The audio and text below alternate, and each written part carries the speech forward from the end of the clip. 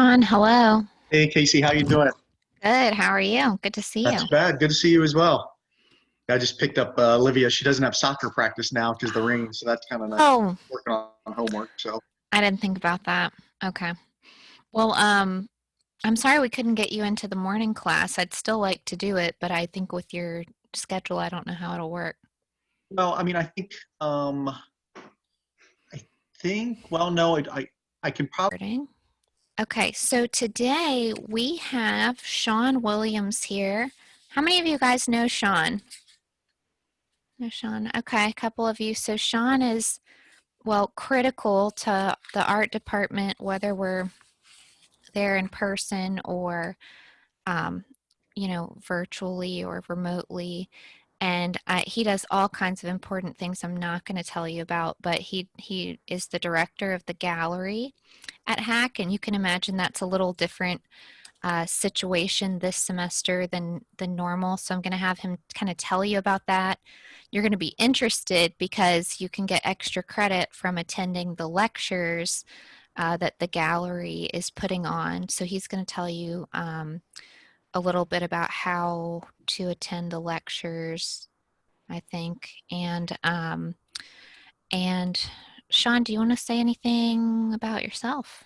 Or my daughter's Oh, and his stepping in too. wonderful So daughter. yeah, Well, he's going to need whenever if he forgets anything about the gallery, she's going to chime in and yeah, give because she's some been to some of the support. receptions and everything. And they're So social yeah, distancing, so that's yeah, also sure. makes me feel better. Go ahead, So Sean. I just wanted to say hello. I appreciate having the opportunity to talk to you a little bit about the gallery and what we're doing this semester.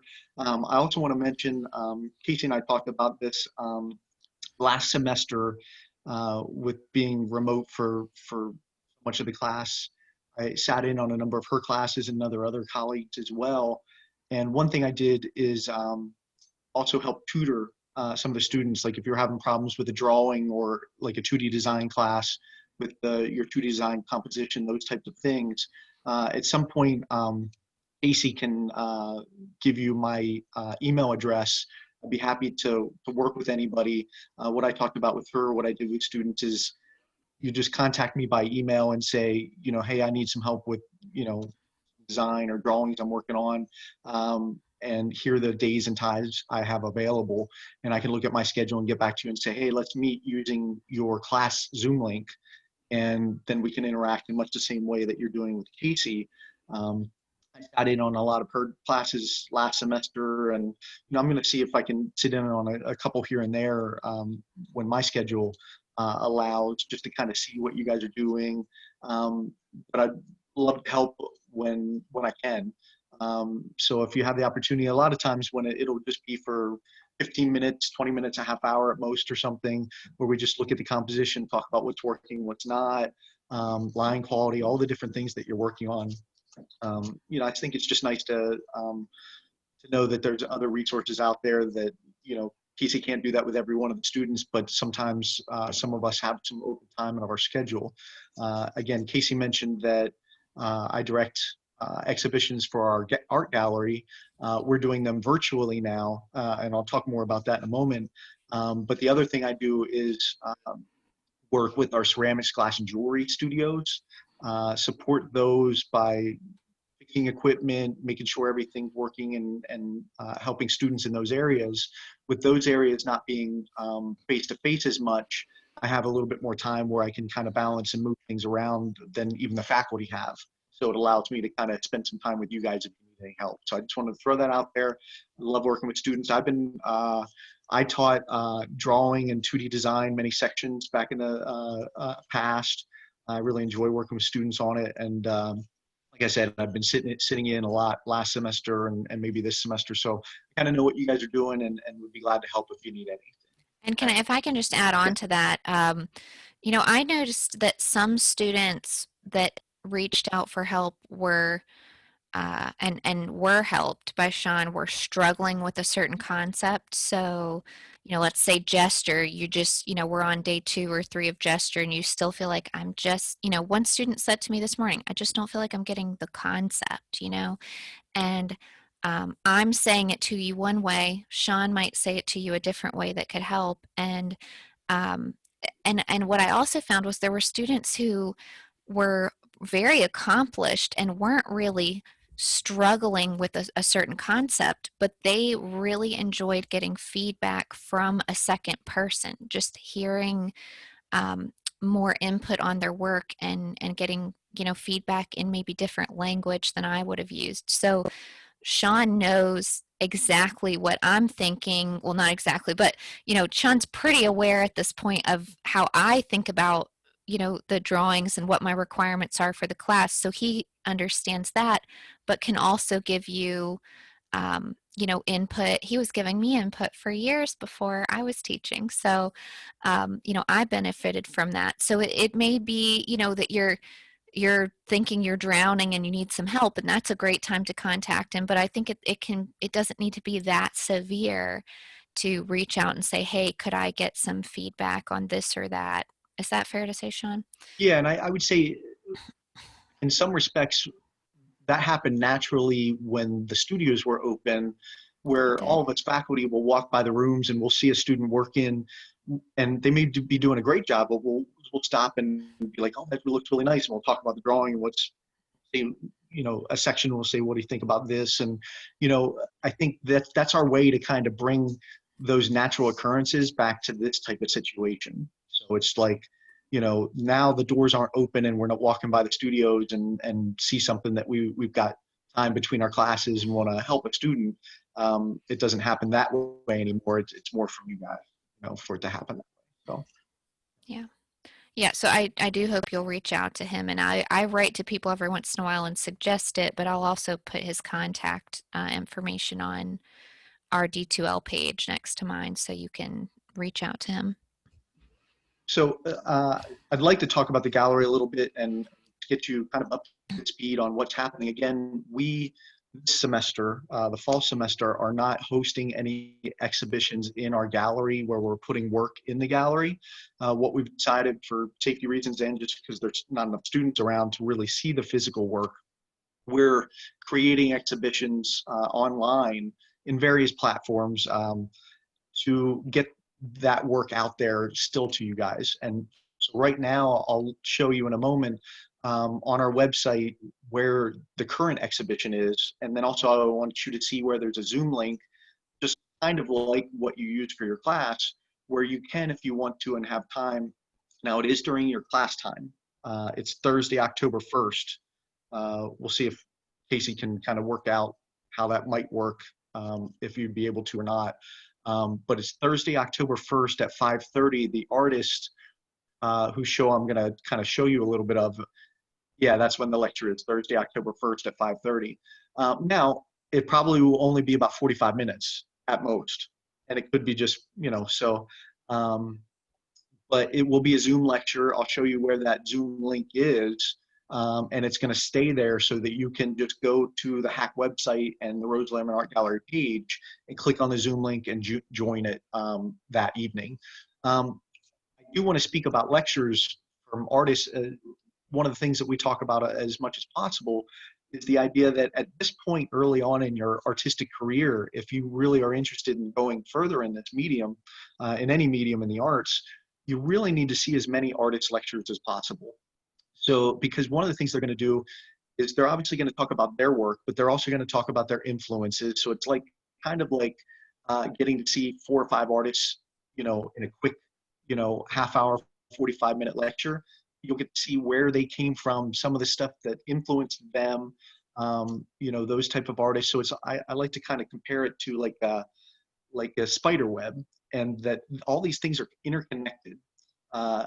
From contemporary artists working today, who they studied with, who those people studied with, people in art history that a lot of people have looked at that still inspires people today, and how they are working and creating images. So it's really good for you to kind of learn about more artists, hear from one that's speaking and that also you can interact with. At this Zoom lecture, once he gives his lecture, we're going to open it up to where you can ask him questions. So we'll have it just kind of like, he gives the lecture, and normally we would move to the gallery space and, he'd talk with students around the work. we'll have that area where basically you can talk to him and ask as many questions as we have time for, in the next half hour after his lecture. So it's a nice opportunity for that as well. Before I show you the page and everything, I just want to mention that this exhibition is ceramic sculptures. The artist is Chuck Johnson. He is a professor at Edinburgh University, which is a state school. Like many of you would know, Millersville is a state school that's local. There's a number in the state school system. I feel like there's 12 or 13 state schools. But Edinburgh has a really good art program, like Millersville does, like Kutztown, like IUP. Those are the 4 strongest art programs. They have a fantastic ceramics program and a really fantastic graduate ceramics program. When I was there as a student, I transferred. I was a hack student for 2 years, and then I went to Edinburgh to finish out my undergraduate degree. I didn't really get to know Chuck, but I knew his work. I really enjoyed his work. And that's why I contacted him to show at our college, just because I always admired his work. But I've always admired the ceramics program.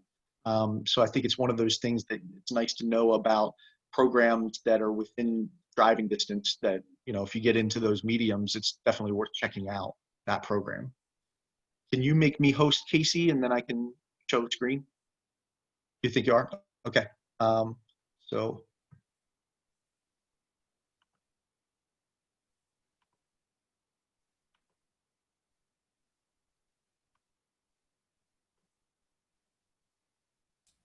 I think you're good, Sean. It says, yeah, it's there. I can see it. Now, can you see the website? Yep. It's full Okay. screen for me anyway.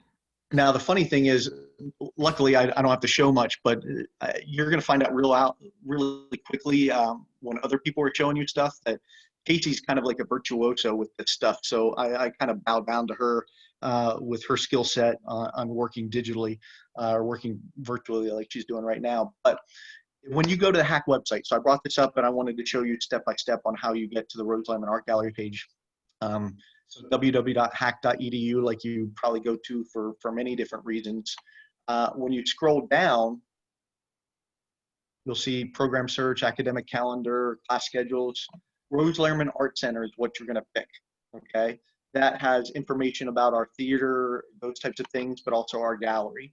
So that middle part of the page right there. Sean, this is me being ADD, but was from that was from the home page. You just scrolled down? Yep. Okay. Yep. So it was the home page, and I scrolled down on the home page to the middle arts. of it, the Rose Lerman Art Gallery. Okay. Then you'll see different things. There's the Hack Theater here, plan a visit. Here's and it's weird on here, it says Rose Lair that I see, but it's the Rose Lerman Art Gallery. And you can see below it, Rose Lerman Art Gallery offers exhibitions of local, national, international artists. You just click on it. This will take you to get a little bit bigger. It's not changing size for me. It's okay. Just staying the same. It was fine. But, okay. So if we scroll down here, this is where you're going to see different features of the gallery. There's information about the gallery, current exhibition, and I've got the same information for the current exhibition that's on this main page. I'm going to scroll down just so you see. This is going to show you all the things that we've got planned for the fall semester. So as I scroll up, there's an image of a student piece. You'll see virtual student honors photography, and it explains some information on when it's going to be. I haven't added the links and the actual show yet because we haven't created it. And that's the same thing for the next show, is virtual exhibition of photographs by Alida Fish. You can see when things will be and when the Zoom lecture will be. What's up right now is this show of work by Chuck Johnson. Okay, so when you see here, there's a link to click to view the exhibition, and then also that Zoom meeting, the lecture, you can click it and access it right there. So just like accessing your class, you'll just access that Zoom link. I think I made a waiting room. I think actually that we have to, as of September 27th, I think we kind of have to do that for all public ones there. But you'll be able to access it.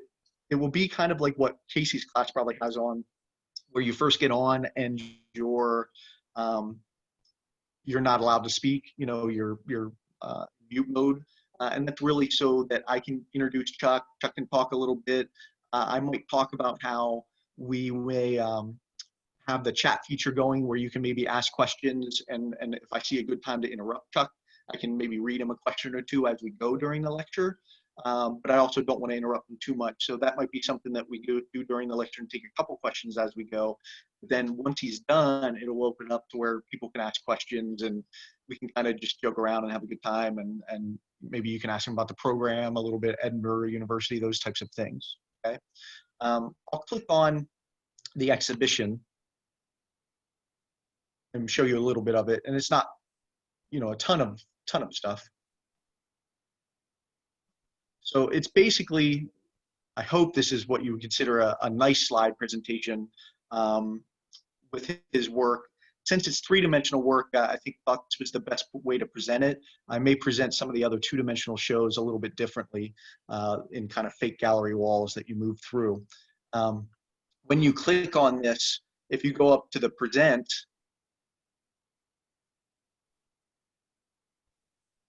it'll show it full screen.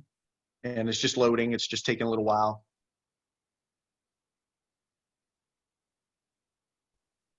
And I'll click enter.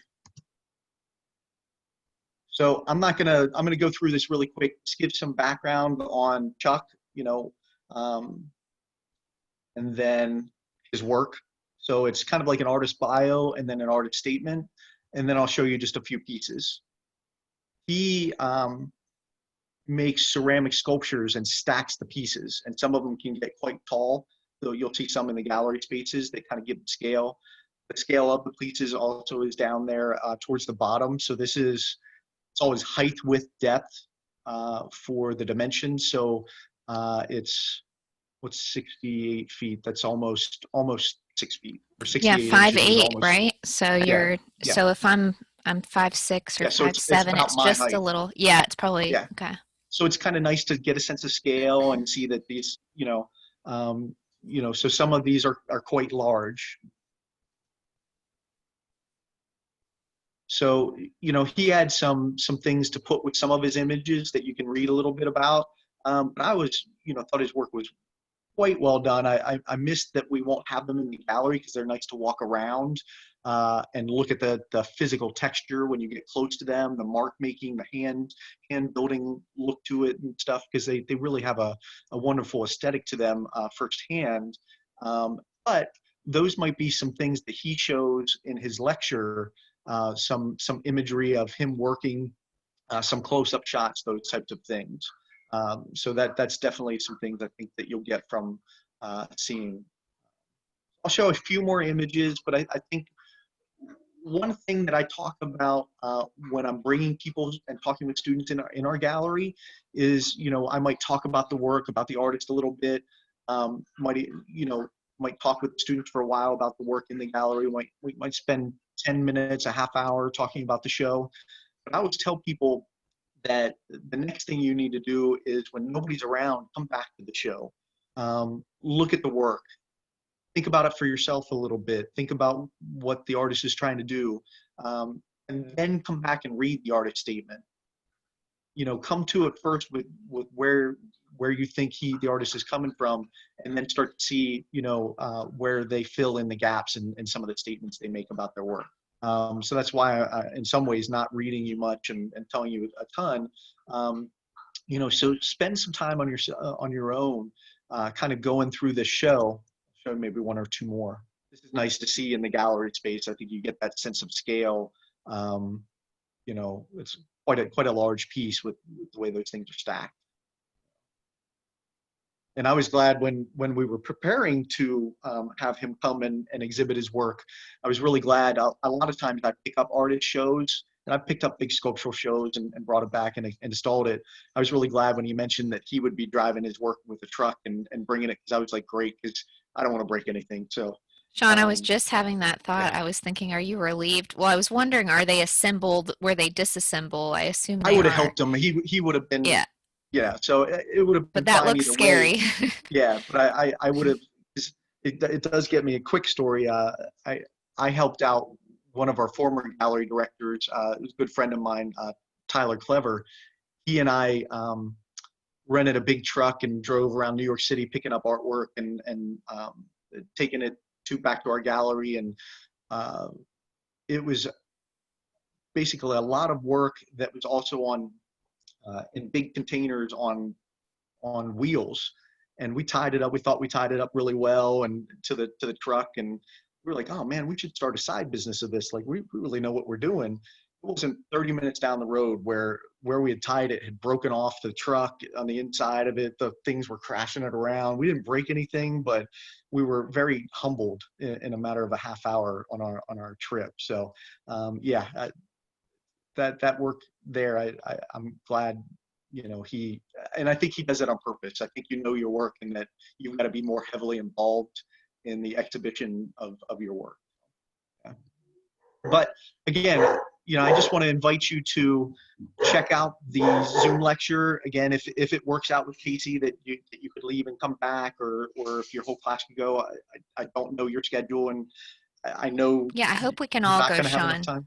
Yeah, so see what you guys can do. But I think it would be excellent. He's going to be a good speaker about his work, and you're going to feature a lot about his influences, and I think it'll just be a good introduction into some college level work with some good background, some good stories about his work. Again, there's more to the show, but I think I'd rather let you guys look at it on your own, and have some time with it. Okay. Yeah, so what you might recommend is that before October 1st, they go look at this slide PowerPoint of the work, so get a little more familiar with it.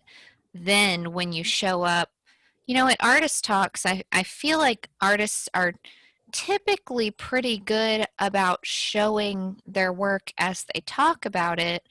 But they might pick a couple of pieces to show and then show a whole lot of process images. And if you don't have this sort of reference, like when I've given talks about my work, I start that talk thinking the person has just walked through the gallery and looked at all of my artwork, and they've showed up with all of those images already in their head. So looking at the images, and I love the animals. Who doesn't want to hear about fun animal artwork? So that looks cool. So I think it would be great to just go. Hopefully we can just go as a class, assuming there's nothing stopping us. So all right. And Sean, you're muted right now, but one other, in addition to whatever you wanted to say, just is there any chance that link situation changes, or you've got it worked out with the waiting room where we're just going to be let in as we join? Yeah, and so I set it up that one of the IT guys that we just love, Peter Miller, is He's going to monitor it. He's going to work with me on Great. it. He's going to be there the entire time, so we shouldn't have any problems that he can't fix. Okay. Feel Wonderful. good about it. The link shouldn't change. I fought for that link to be visible on the website. They didn't want it to be, and I won the battle this time. So. Okay.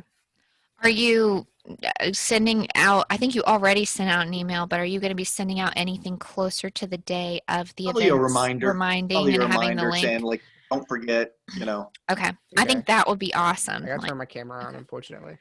All right. Okay. Well, thank you so much, guys. Sean. Hopefully we'll have you back in for a critique or something along the way this semester if your schedule allows. Yeah, and I'd say with that, just maybe look at different things and every once in a while just send me a reminder and say, hey, sure. If you have time, this would be a great class to jump into, and I'll see if I can. Okay, that'd be great. Thanks, guys. Thank you for the opportunity. Have a good night. Thanks, Sean. Enjoy drawing. Thank you. All right, guys. So that took a little time, but I wanted to make sure you got sort of introduced to our gallery situation because a lot of these shows are shows that were going to physically be here, and now we had to do it another way. But typically Sean, a year in advance arranges all of these people to come and give talks. And I'll just say at an artist talk, they can be really bad, but they can also be really good. And when you're in art history, and I love art history and I've taught it and I think it's great, but when you read art critics and art historians explaining artwork, that is not what an artist says when they talk about their own work. You know, an art historian is trying to contextualize them in the whole world of art and tell you where they fit. But when a person is just sitting in front of you telling you about themselves, you get to hear more about the process and more of what I think an artist would be interested in hearing in about art. So a good artist talk is worth sitting through 5 bad ones to get one good one. So I don't know how this guy is. Sean seemed to think he's pretty good. If he's doing fun stuff like the animals, I bet he's pretty good. So we'll try to make it to that, and you know, assuming we're on track, we should be able to take a little bit of time to go to that lecture. So today is a continuation of gesture drawing. Last time we focused on individual objects. Today we're going to focus on groupings of objects. Before we get into that, I want to mention, you know what, I had half an hour and I knew I was supposed to be doing something. I didn't download the gesture drawings that you guys submitted, so maybe I'll try to do that as we're talking here. But what I wanted to say to you is that I graded the assignments that you handed in last class. So the grades are posted. A reminder about grades as you look at your grade. Those grades are grades that if you handed your piece in on time, they can always be changed. You can always rework a drawing, replace a drawing, improve a drawing. This doesn't happen later in the semester, but for this one, a lot of people I kind of wrote this was incomplete.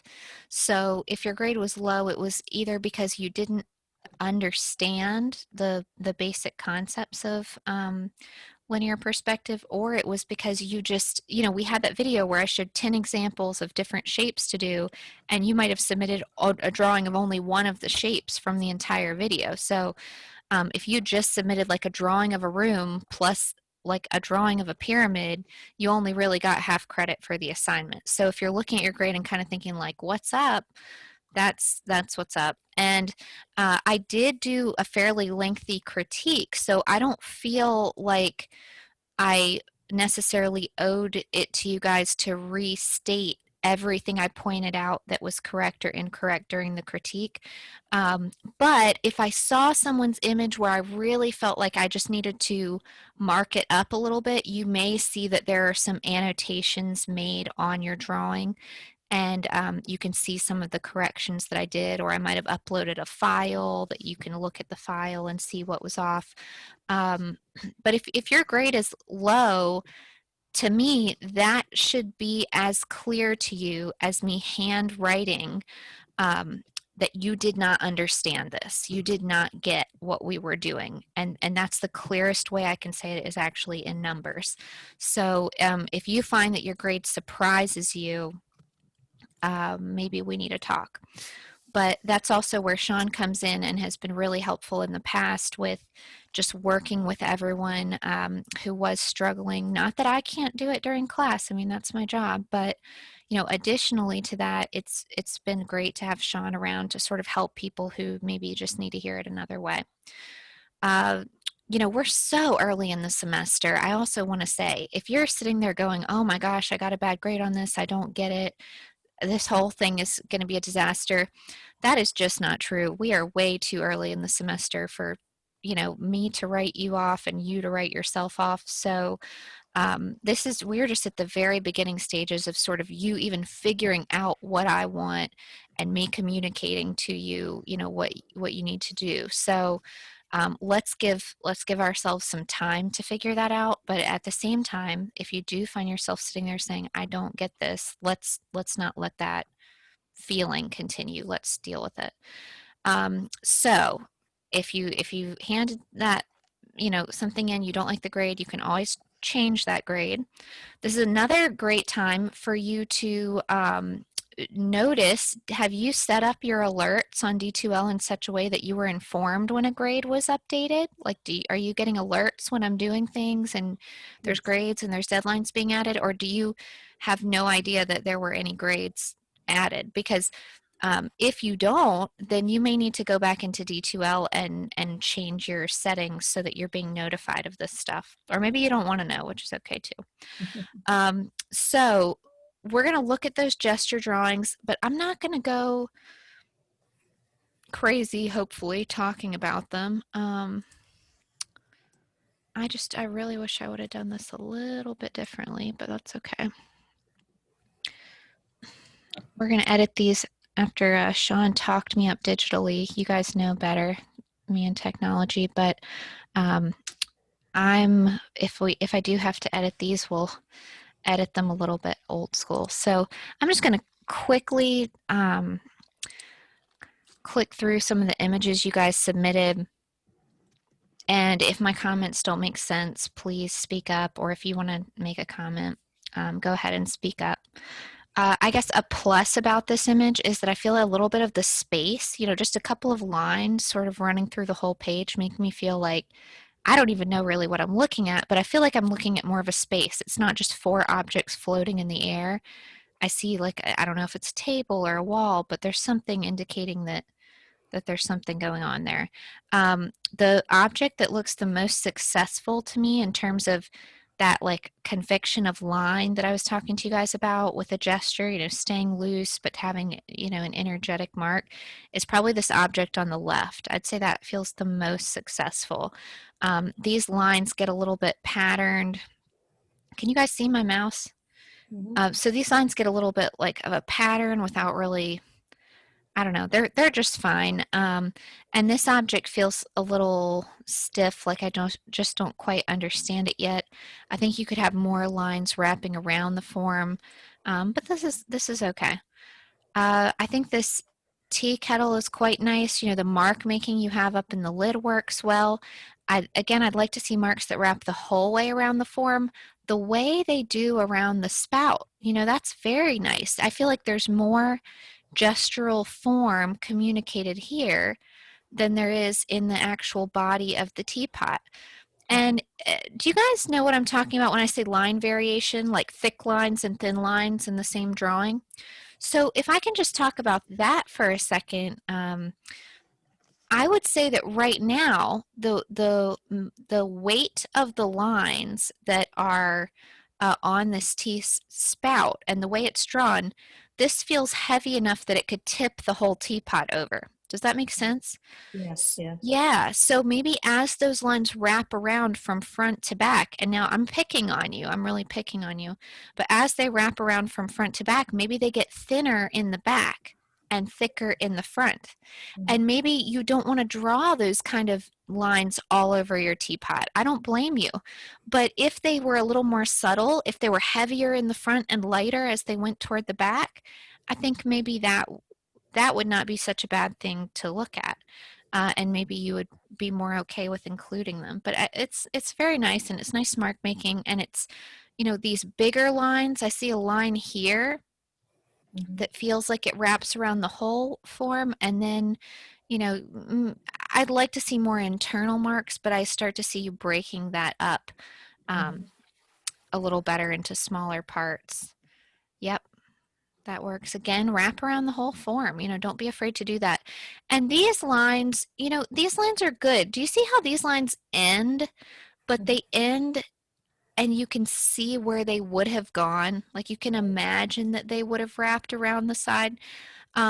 That's quite nice. And sometimes when they end, they kind of intersect with the edge of the shape and they die. And maybe we'll see that in some of the drawings coming up here.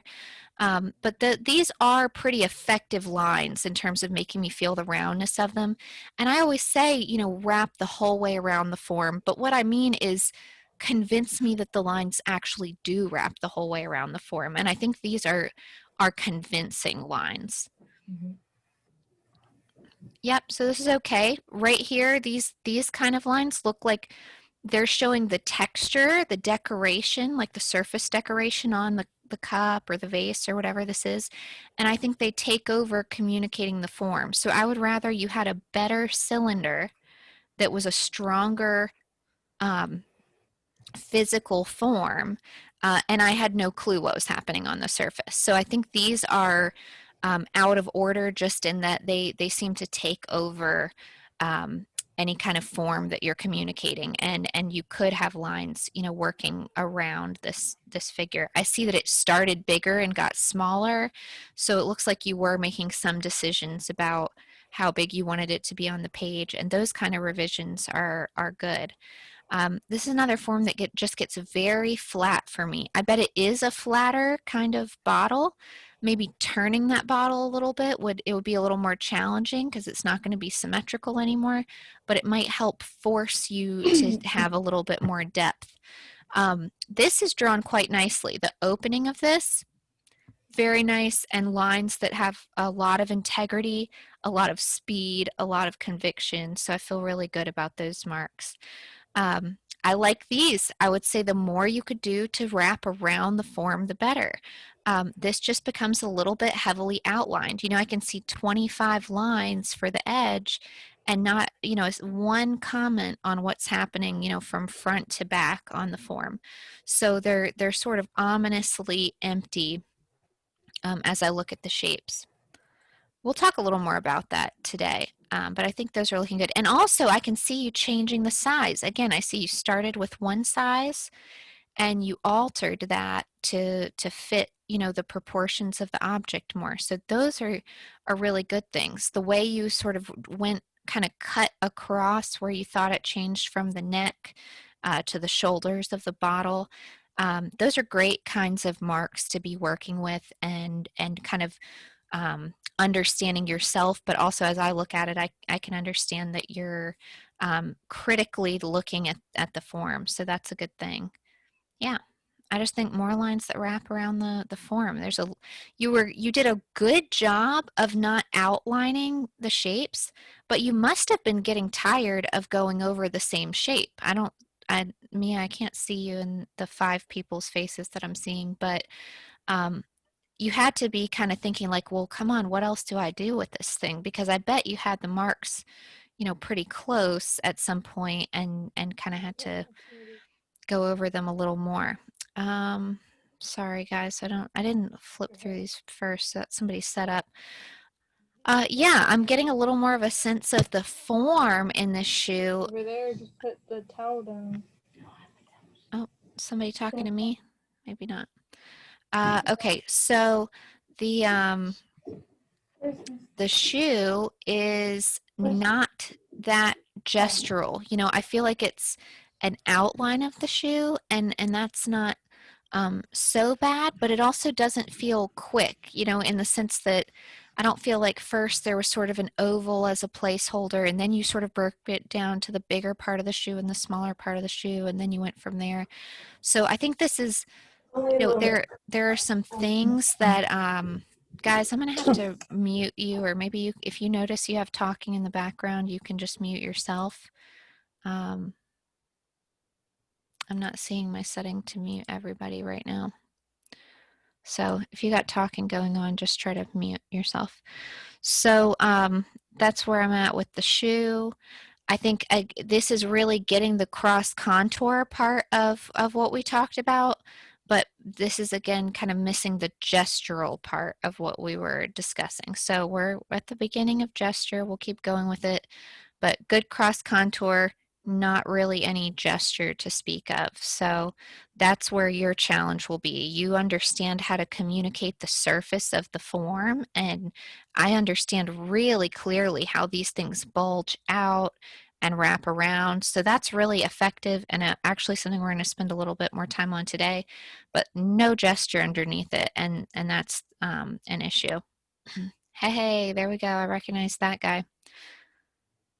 All right, yep. So hopefully this was drawn from real life and not from a photograph.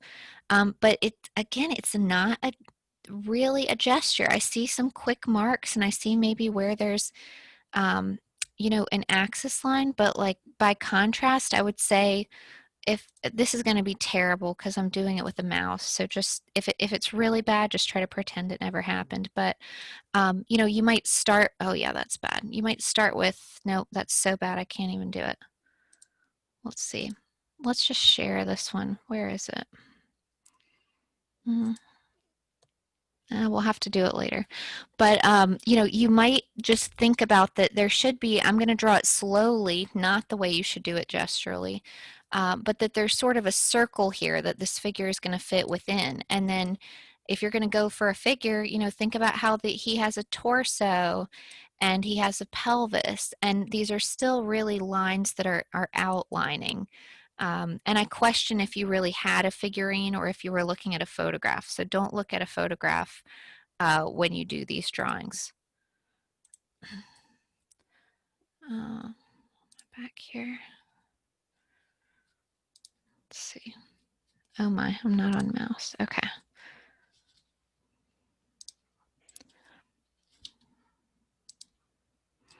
Sorry, guys. Oh, there we are. Okay. So again, yeah, I see the figures. I think it's awesome if you have figures posing for you, but I think they're probably photographs. You should never, never, never draw from a photograph.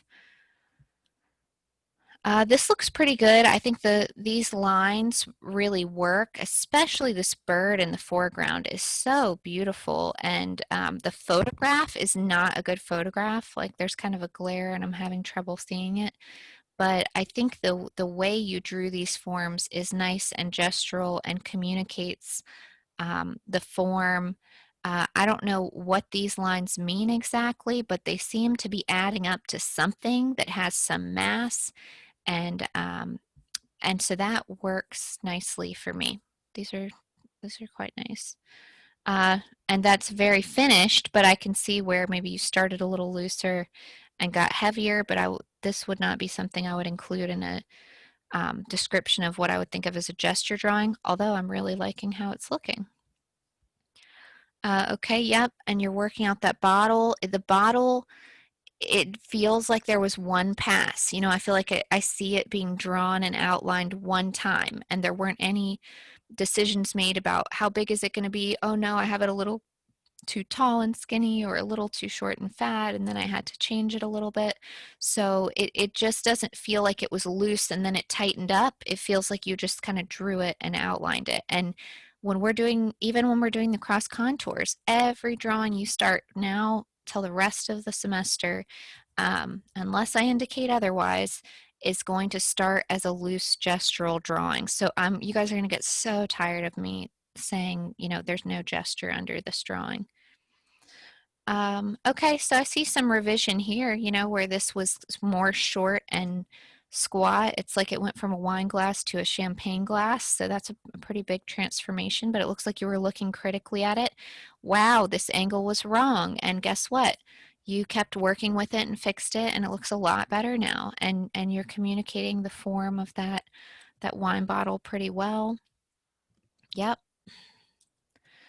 Again, I think these surface lines, these kind of texture lines across the front, they feel more like decorative things that you're trying to depict than really, they don't feel like cross contour lines that help me understand the surface, and they don't feel like gestural lines that are wrapping around the form. So to me, those don't help the form. They actually flatten it. They make it look more flat than I think it would have looked without them. The classic chair. I think that's going okay. I think some of these marks get a little bit redundant. Like, did you need those lines to draw to communicate the form? Again, I almost would have rather seen you do sort of a looser communication of, you know, this is the space that I want the chair to take up, and then this is the bottom of the chair. Oh, it's so bad. This is the bottom of the chair, and this is the top of the chair, and you know, here's the back, and here's the curve of the back, and you're kind of energetic with that.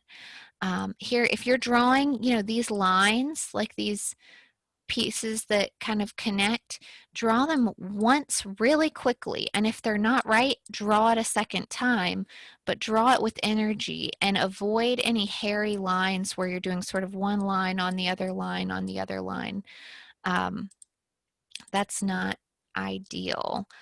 So I think maybe you just got a lot of lines in there, but they weren't really lines that went from general to specific. They were just lines that sort of filled the page, and it'll be, you know, up to me more to talk to you about what other types of lines you could use. So if you're sitting here hearing me say like don't do this, but you're thinking, well, what do I do in its place? That's something we've got to keep on discussing. Oh no. Okay, well we can go this way and see if we hit them all. So, you know, we can definitely see the surface texture of the flowers, but we can also see marks that are intended to communicate wrapping around the form. So that's a good thing. Beautiful apple, maybe a couple of marks going sort of vertically around it too, if I'm going to push you to sort of the next level with communicating this, but that's just really simple and beautifully drawn. This is good, but it's just not as good. You know, you started shading over here, and these marks just don't feel as effective in communicating the form as some of the marks you did in the two earlier drawings. This is very light and loose. Maybe you had a little figurine of R2-D2 that you were, or C3PO. I can't keep them straight. Anyway, whoever he is, you know, he's a cylinder with a sphere on top. So could you be drawing those whole forms gesturally to give that form? So I feel like I see a very faint drawing of something, but I don't feel like I see a very faint gesture of something. Like it's light, but it isn't loose. So what looser marks could have been underneath that were this light, and then how could you build up to darker and more confident marks on top of that? Same thing with the cat. This is an outline of a cat. You know, this is not a gesture of a cat that has like a cylindrical body and then a spherical head and these forms that could be you know, built kind of from the inside out. Yeah. Oh, you got a great space. Whoever this is, you got a fantastic space that you're working with. Good Thanks. still Ignore the life. drawings, please. Yeah, I can't tell what I don't know why you put those in with the gesture, but I got them, so they're in there. So there's your cup. What is that? Miller Lite bottle? Is that your drawing? Yeah. So if that's the Miller Lite bottle, is the neck too skinny or too wide? Probably too skinny. So I'm sorry, probably too wide. It needs to be skinnier. So I would say make some of those revisions. That's what we'll be doing today is a lot of revision. So working It's through been a hot minute. a what? It's been a hot minute since I've drawn anything, so Okay. Is this the Miller Lite can bottle? I think they all are. Yeah. Yeah. Okay. Well, I just say the neck feels big. It feels more like Heinz ketchup. So, you know, so think about comparing the top part to the bottom part, and you'll be able to make that judgment. I'm certain yourself you could look at that and say that needs to be thinner. You know, it's outlining. You got one more ellipse than most other people did, but I still would love to see just more explanation of that form. I do think that central axis line that you're drawing down the center of the form is a really good move and an important step in the drawing. Okay, this is, you know, I feel like I'm just saying the same thing about everybody's, more marks wrapping around the form. So I think I covered them all, and we will, if there's no questions, just move on to me demonstrating and you drawing a little bit. So let me just make sure I'm not leaving anything out. Okay, so what I want to do for you now is demo kind of where we're going with this. I actually have the finished drawing from the last class, not finished drawing, the beginning of a drawing that we did last class. So I might pull that up and just let you see it for a second, just so you can see sort of where we're heading. It's sideways. Let's see if we can get it to show up. There we go. You have to stop screen sharing. so Oh, you can see. stop screen sharing. Thank you guys. Thank you for saying that. New share. Okay. So here's just kind of a preview of where we're headed in class today where we're going to have several objects set up. I'm going to talk to you about how to start a drawing of many objects gesturally. And really before, like the way I'm saying to you guys, flesh this form out more, even before that, just in terms of placement, how do we work through looking critically at a drawing and getting the placement right of the objects? We don't want to commit to anything about them more than we have to until they're in the right place on the page, and the right size kind of relative to one another.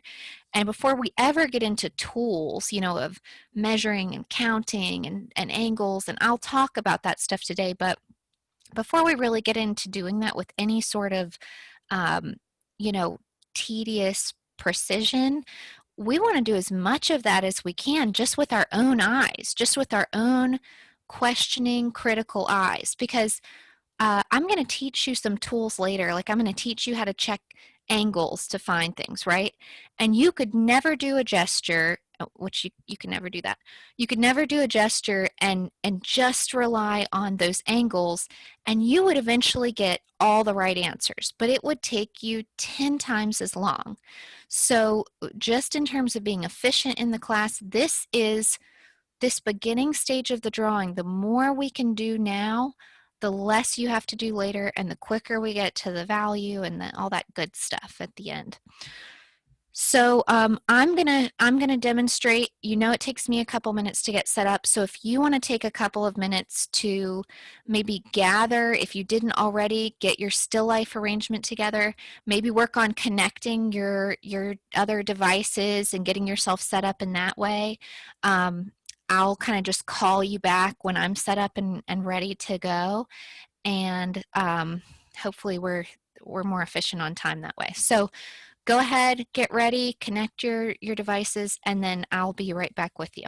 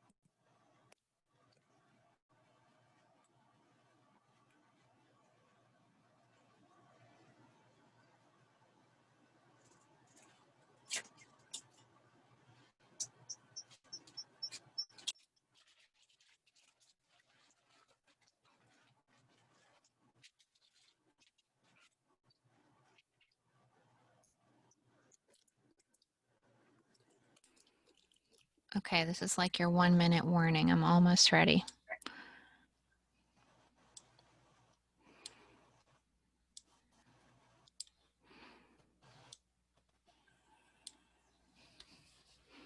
And I'll tell you what a couple of the other faculty members have said. I'm doing a good job with all the technology stuff, and I feel like I'm really struggling, so I really wonder what's going on with everybody else, if this is going well, because I feel like I'm constantly battling. Somebody's echoing in there. Okay. All right. I think we're getting in focus here.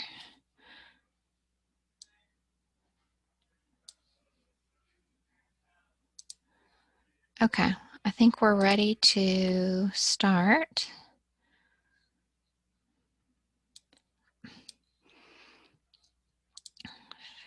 Desktop. Okay. All right, so I'm going to start drawing. Pay attention. Okay, so you can see my still life arrangement, and it was pointed out to me by someone who was in the room that it's a little bit compressed compared to what is actually, here in front of me and on my screen. So maybe my view is a little more stretched out than your view, but hopefully that won't matter too much. So when I start drawing this group of objects, I think I mentioned to you guys a group, and I didn't do myself too many favors with the way I clustered, or really didn't cluster, the objects together. Got a cord in my way here. So as you look at this, I'm looking for any kind of relationship between the objects that's going to help me describe them in the space. So as I look off to the right, if you can see past all of my camera controls, what I've got is sort of this row of forms where I have the pear and the box, and then another box up here. But do you see them happening sort of in a line? Where I can almost imagine that curved relationship between them. I'm gonna have to move myself a little bit. Oh, there we go. Okay. So I see that curved line. I already can tell I made it a little bit too tall for this big lantern that's sitting next to it. Then I've got that crock pot sitting sort of behind. Then I have this group of objects over here, and I sort of already started a little bit right to left, rather than general to specific, and I see my shapes getting pushed off the page. Now, there's nothing wrong with an open composition. There will be nothing wrong with this white box continuing off the page, except part of the goal of this particular exercise is control. So I want to control that it stays on the page, just because that's what I set out to do. So, I see the relationship between these objects trying to maybe keep this box on the page may mean I have to draw it a little smaller scale than is natural to me. Did I mention to you guys that whole thing about scale? Some of us want to draw small, some of us want to draw big, and it is one of the hardest things to do, to stop drawing at that natural scale that you're used to. So for me, shrinking this is kind of physically painful because I'm used to drawing at life size, and I never deviate from that for the most part. So it's challenging to do that. You can see me just sort of making note of angles. You can see me not separating out these boxes with the apple on them. They're just kind of one shape right now. There's that dish that goes between, and I'm managing just a lot of forms at once, and that can get a little bit overwhelming. So keeping track of them more as groups can be a good way to work.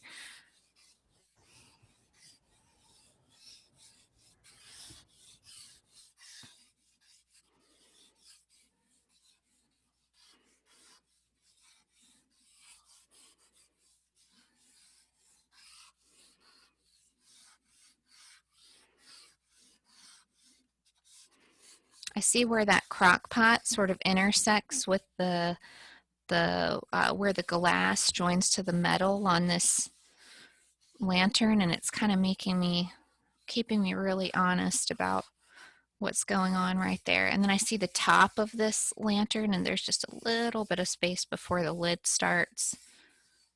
So here I am trying to work that out. And then the crock pot kind of ends right there, doesn't it? Do you see it kind of continuing back behind? That's way smaller than I would have planned on doing it. It's way smaller than it was in the last drawing. Okay, just working out where my bowl is gonna go. Seeing the base of that. Look at the, this is kind of a handy example of why I'm always harping on, drawing the whole way around and through it. I know this is glass, but look at the height from here to here. Look how tall that space is. And I don't even know if I've made it tall enough, but when you go straight across from here, what do you get to? You get to the bottom of this bowl. Do you guys see that? So that's an important comparison, that if I had just drawn the bottom any old way with any old ellipse, I might not have, had that relationship there and helpful to check against, and then the top of the bowl is somewhere like here.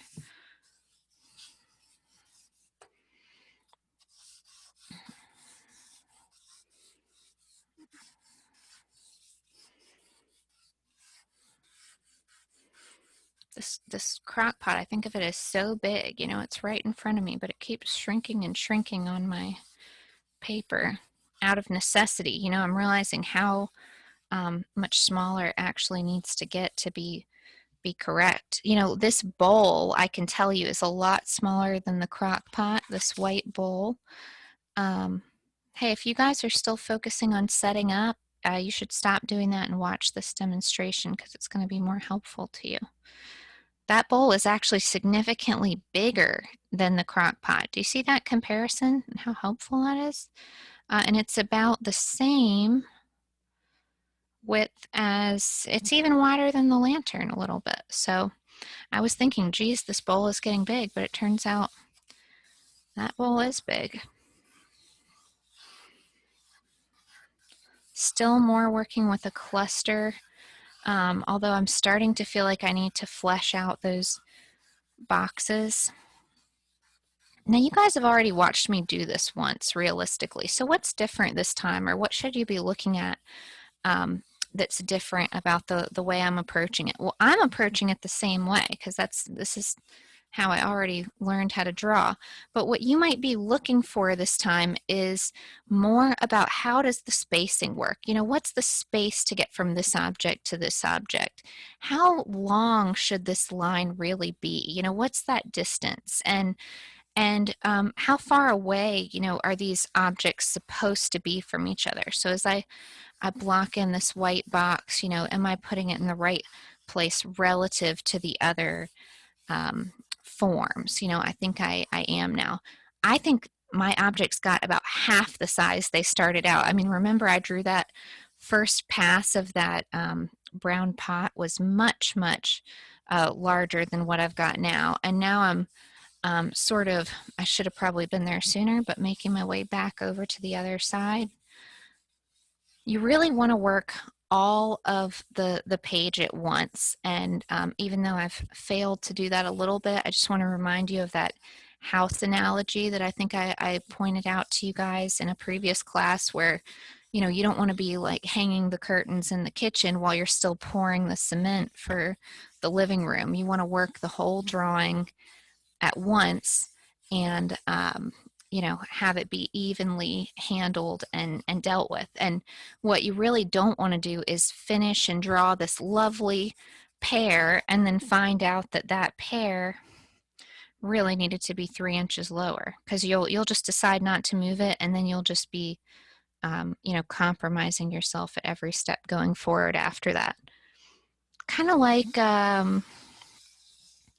it's like you tell a lie or something, or you're like I was just talking about, I'm watching the show In the Dark on Netflix, and the guy's like I don't know, he's like a crooked cop or something. And anyway, hopefully I didn't spoil anything for anybody.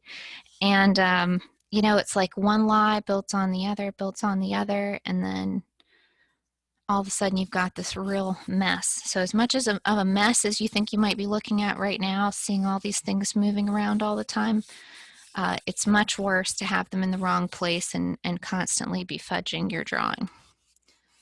And I am going to have you guys start handing in photos of your arrangement with your drawing from your viewpoint. So that's how I'll be able to grade the accuracy of what you're drawing. And so, that kind of keeps you honest as well. I'm still fighting with the spacing of these two boxes and the size of them a little bit. Will you be able to critique our still life setup some more? You mean look at whatever arrangement you've made? Yeah, like Yeah, based on sure. that that you gave us the other day. Yeah, I'd be happy to. You could either, I guess I could do it in class, but you could also just email me the updated photos. I think I actually got rid of that folder because there's kind of a weird setting in D2L where if I don't give you a grade, it constantly shows up as a new item and it throws off all of my other notifications. So I may have deleted the option for you to submit it on D2L, but I will definitely still look at it. So go ahead. Sorry. Go ahead. I was able to submit into the folder that we did on Tuesday to submit the new still life. Okay, I'm pretty sure I just deleted it. So even if you submitted it, I might not have seen it before I deleted it. So you may just have to, I apologize about that. I almost thought, should I check? But I couldn't tell what was new and what wasn't, which is part of why I deleted it. So I typically won't do that, but okay, I think I got the spacing finally here, guys. So a lot of as much as I talked as I was doing that, a lot of the adjustments I was making realistically were happening very intuitively in my head because I've done this a lot and I've practiced this set of steps a lot. When you guys go to draw, what you're going to hear from me a lot today is that object too tall and skinny or too short and fat? Is this, is the angle of this right? Or does it need to lay down more or does it need to angle up more? So I'm going to ask you guys questions and you're going to be able to answer them. You're going to know the answer. You're going to easily, and sometimes it's hard. Let me not say it's always easy, but you're going to pretty easily look and say, yeah, it's a little too skinny. No, it's too short. And what that hopefully is going to illustrate for you guys is that you can see the things that are wrong if you know what to look for. And so the rest of the semester, I'm going to be asking you those questions. But today, you're going to start with a layout, maybe not quite as complex as mine, and you're going to start drawing these groups and forms. And then I'm going to kind of come around the room to the best of my ability and talk you through what's working and what's not working. What would make that a lot easier for me, kind of going back to what Paige was asking about the still life setups, it would make it much, much easier for me to see what you're doing right and wrong. If you would send me a picture, if you can share it in the chat, you can do it that way, but otherwise you could just shoot it over as an email real quick. Just when you get started drawing, and you're going to want some feedback, just email one of those pictures and then I can open it up, look at your drawing, and it's really easy for me to look at it and say, okay, look here, look there, make these changes. So that's something I would recommend. When you take the picture, you should literally hold up your camera. This isn't a camera, this is a baby monitor. But, imagine the camera is like right here and, you want to hold it up like right where your eye is at the same eye level and take that picture. So I know exactly what angle you're looking at. And that's how I can be the most helpful to you. So we've got the rest of class, more or less, for you to focus on doing a few. I'm hoping we'll get through maybe 3 um, drawings of groups of objects. So as you change drawings, you might do the exact same drawing 3 times. You might want to shuffle the objects around just a little bit. Or you might want to change your view, which is probably almost impossible at this point with all of our setting up that we've done. So don't be afraid to kind of move the objects around if you're getting bored with what you're drawing a little bit. Any questions before you guys get started on what I'm asking you to do? Okay, go ahead and start drawing. I'll start watching you and trying to be helpful.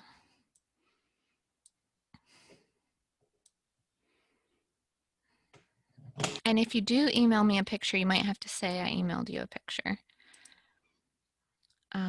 So I recommended that you stay joined from 2 devices, and I still kind of stand behind that. But if you want to disconnect one of your devices, if that's going to help your internet connection or whatever, feel free to kind of hop off of one of them for a little bit. Or take that second device and aim it at your still life, and then I can see your still life as well as how your drawing's going. But in some cases, it's just hurting your connection so much. It's not worth it.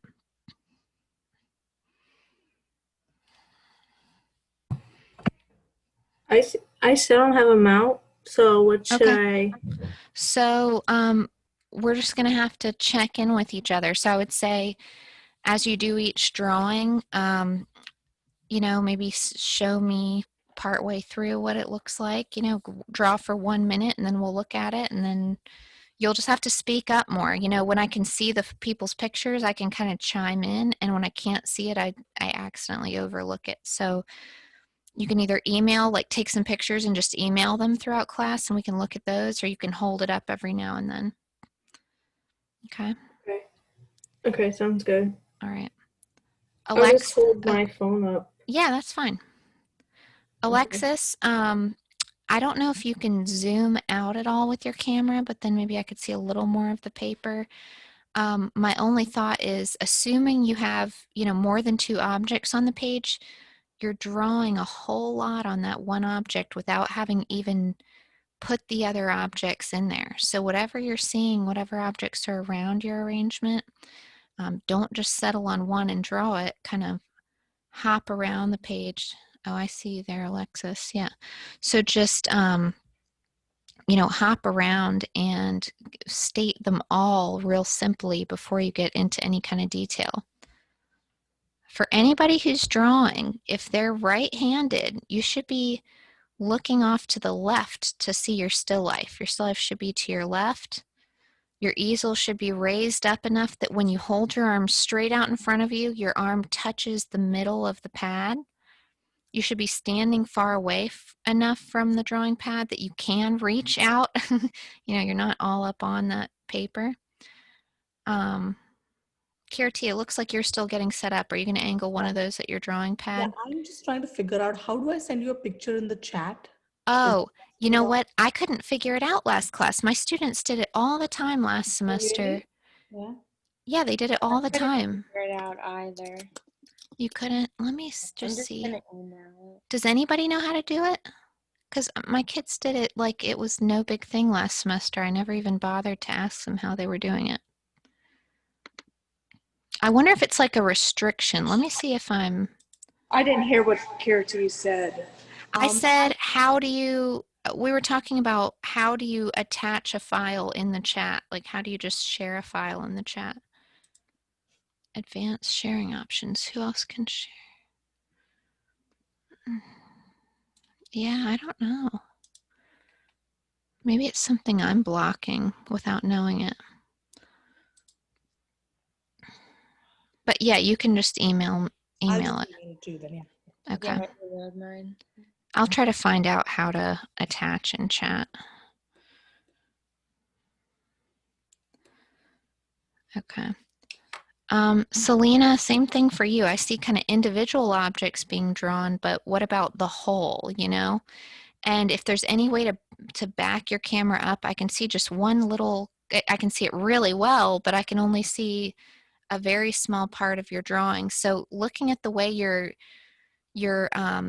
camera is mounted, I would say if you can push it further back and up a lot more, that will probably give me a better view of the whole page.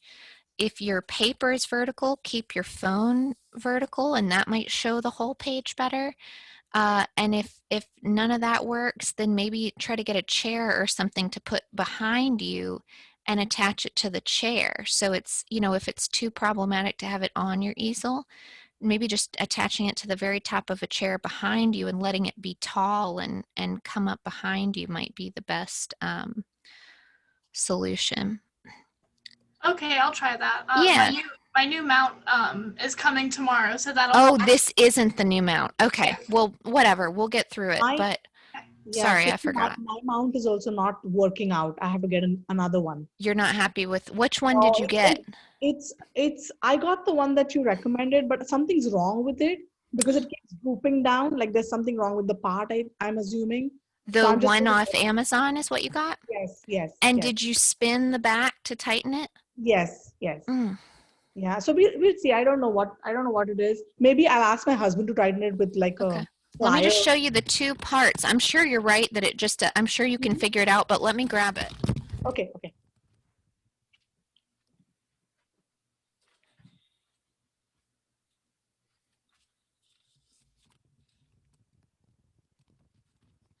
So just making sure you can see it. Can you Yes, see? I can see it. Yeah. You adjusted this, but you also adjusted this. Okay, let me check. I have a 12-year-old that's very savvy, and she did this for me. So maybe she didn't get that. She's probably better than I am. If she's 12, she probably spent more time on it. I'm going to tighten it. Maybe she didn't tighten it as hard, Okay. as well. Yeah. I'm going to try that. Because both of those are adjustments up there that it can just fall in if that Okay, I ball see. isn't tightened. Okay. All right. I think I got it as tight as it'll get, and I'll try now. Okay. Does it still feel loose? Let me put my phone Yeah, on. try it and see. Try it and see.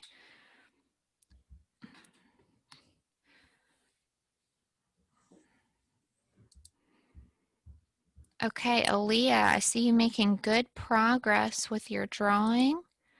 How do you think it looks in terms of accuracy?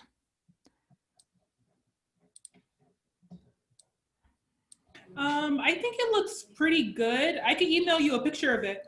Yeah, email me a picture. Sorry, it's like crazy. We got to send 40 emails during class, but I think it would be good.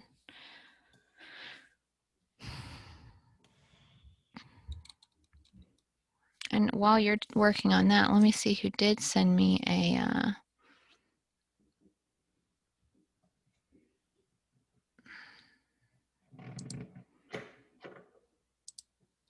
okay. Paige, you sent me a picture. Are you just looking for, oh, I did look at yours. I wrote a comment. You didn't see my comment about your still life page? No, I didn't. Oh, yeah, I did look at those and they were really nice. I thought it was a really nice arrangement. Okay. I did look at them and comment on them, but maybe when I deleted something, it went away, but they're very nice. Okay. So is that the arrangement you're still using right now? Yeah. Okay. I don't know if I can see your drawing yet. Alexis, I'd love to see a photo of what you're drawing because you're making really good progress. And Nate, you too. I'd love to see what it is you're drawing. I have kind of a sideways view. Are you drawing, Nate, are you drawing horizontally or? Okay. Casey, I think that's what we were talking about the other day, where you have to like unlock your phone. Oh, So Nate, that- do you have your phone locked? Oh, it may be. where you can- Check, because I'm kind of looking at it sideways. It should. Oh, let's see. Is it still going? I'm physically turning it, so that's more likely why. But It's just locked on vertical, no matter what. Does that make sense? Like if you're turning your camera, it's not reorienting to a horizontal view. That's Oh, I honestly have no idea how to well, fix that's okay. That's okay. Yeah, play with it and see if it changes. So Paige, I'm looking at yours.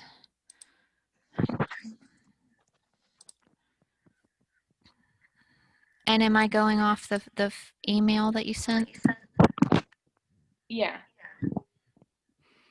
Okay, well, I can't see. Oh, go ahead. What?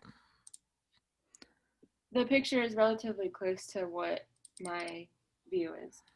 Okay.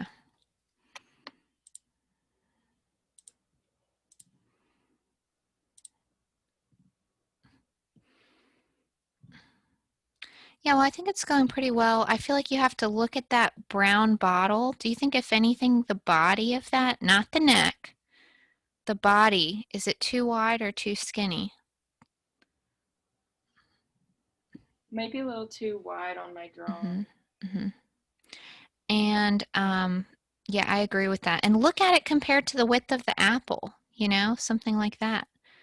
I mean, they're pretty similar in terms of the width, and I think your apple is not far off. So that's a comparison I would be making. Then when I get to the cup to the right of it, where does the top of that, if you went across from the top, where does that intersect with, yeah, and that to me solves some of the problems I'm seeing down lower, which is, look at that white drapery under the grapes, like between the dishes and all that. Is that space big enough yet? So I think I think one of the things that's throwing you off is your bowl that holds the fruit.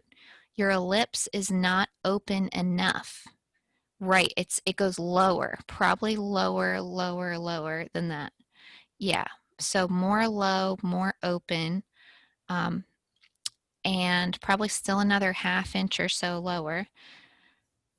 Yeah, probably that's closer, and it might even open up more still, but that's going to help you sort of push your orchids lower and get some of that white space to be the right shape off to that side. Okay. Thank you. Sure.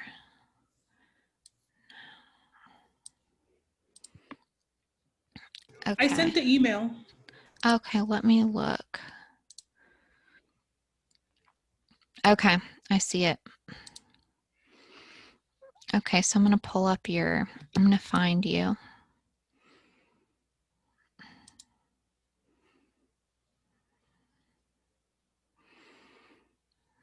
Who was it? Aaliyah? No, who just said I sent you the email? It was Aaliyah. Okay, Aaliyah, I'm just trying to find your drawing, your actual live drawing. I see one is gone black.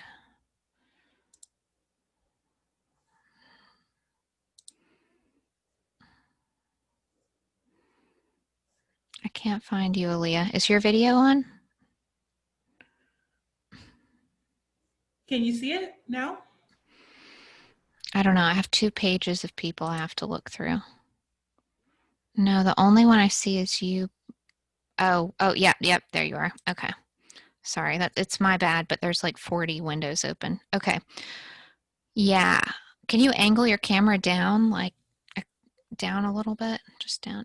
Yeah, perfect. And to the right or back a tiny bit. Yeah, so this looks good. What is the lowest thing on your arrangement? What's the lowest thing? I would say, well, the lowest, do you mean like the closest to me? Both things will be true. The closest thing to you will also be the lowest thing. Well, I guess it's the apple on top of the red bowl. No, it's the red bowl. The bowl is even closer to you than the apple. Oh, I see. Okay, I understand. Yeah. So look, if you took your orange, and you drew a straight line across the bottom of it, right? You would hit kind of the back side of that red bowl. That was a terrible straight line. Well, I can't, your video froze, so I can't see you doing it. It just kicked me out of Zoom for some reason. Okay, that's okay. Take a second and I can come back to you. But And maybe you need to disconnect your other device. Maybe that will help the connection be better. Okay. So try that and let me know when you want me to come back. Jerry, did you send me a picture, Jerry? Yeah, I just sent you it. I don't have good lighting right now, but that's all. Okay. That's the best I could get for the picture. Okay, that's okay. I've been trying to get the picture set up, so I haven't got much time to work on it. Okay. So here's what I see. Did you take that picture from your eye level as best you could? Yeah. Okay. So here's what I see. I see that the plate that stuff is sitting on, the big ellipse that shows the opening of the plate, way too close to being a circle. Like it would lay down. Does that make sense? Okay. And if you drew a line going straight across, like can you see me or no? Would that be difficult to do? I can put you up on the You computer. don't have to. I can just describe it to you. It's just whatever's easier. Okay. So if you drew a line straight across from the top of that plate, where you have the top of the plate. Horizontal or vertical? Yeah, horizontal, straight across. Yep, ooh, that's what you run into. But in real, that's that part of the ellipse of the bowl, right? But what should you be running into? When you draw a horizontal line across from where that plate, the top of the plate, so let's say right where the plate intersects with the apple, you know, for example. Should be more like down there, would you say? Right. So that line should never touch the ellipse of the bowl. It should just graze the very bottom. Okay. Do you see how that's sort of forcing you to change the ellipse of the bowl? Yeah. So it'd be more like. It'll be a lot skinnier, right? And you want to be cutting your apple more in half, right? I mean, the apple's more cut in half than it is. Apple's like big as the bowl. I see. Yeah. And look Yeah, at okay. how far, look at the bottom edge of that plate. Look at how far that is from the bottom of the apple. How far should it be? It should just be a teensy bit below that. Yeah, just right there. So again, you know, that's going to shrink your plate. I think the plate stays just as wide as it is. It might even get wider, but it's really about, you know, shrink. Don't move your apple. There's nothing wrong with that apple. That Oh, I apple thought you is said just it's fine. lower. No, I said I said they are closer to each other. Leave the apple how it is and bring the plate up.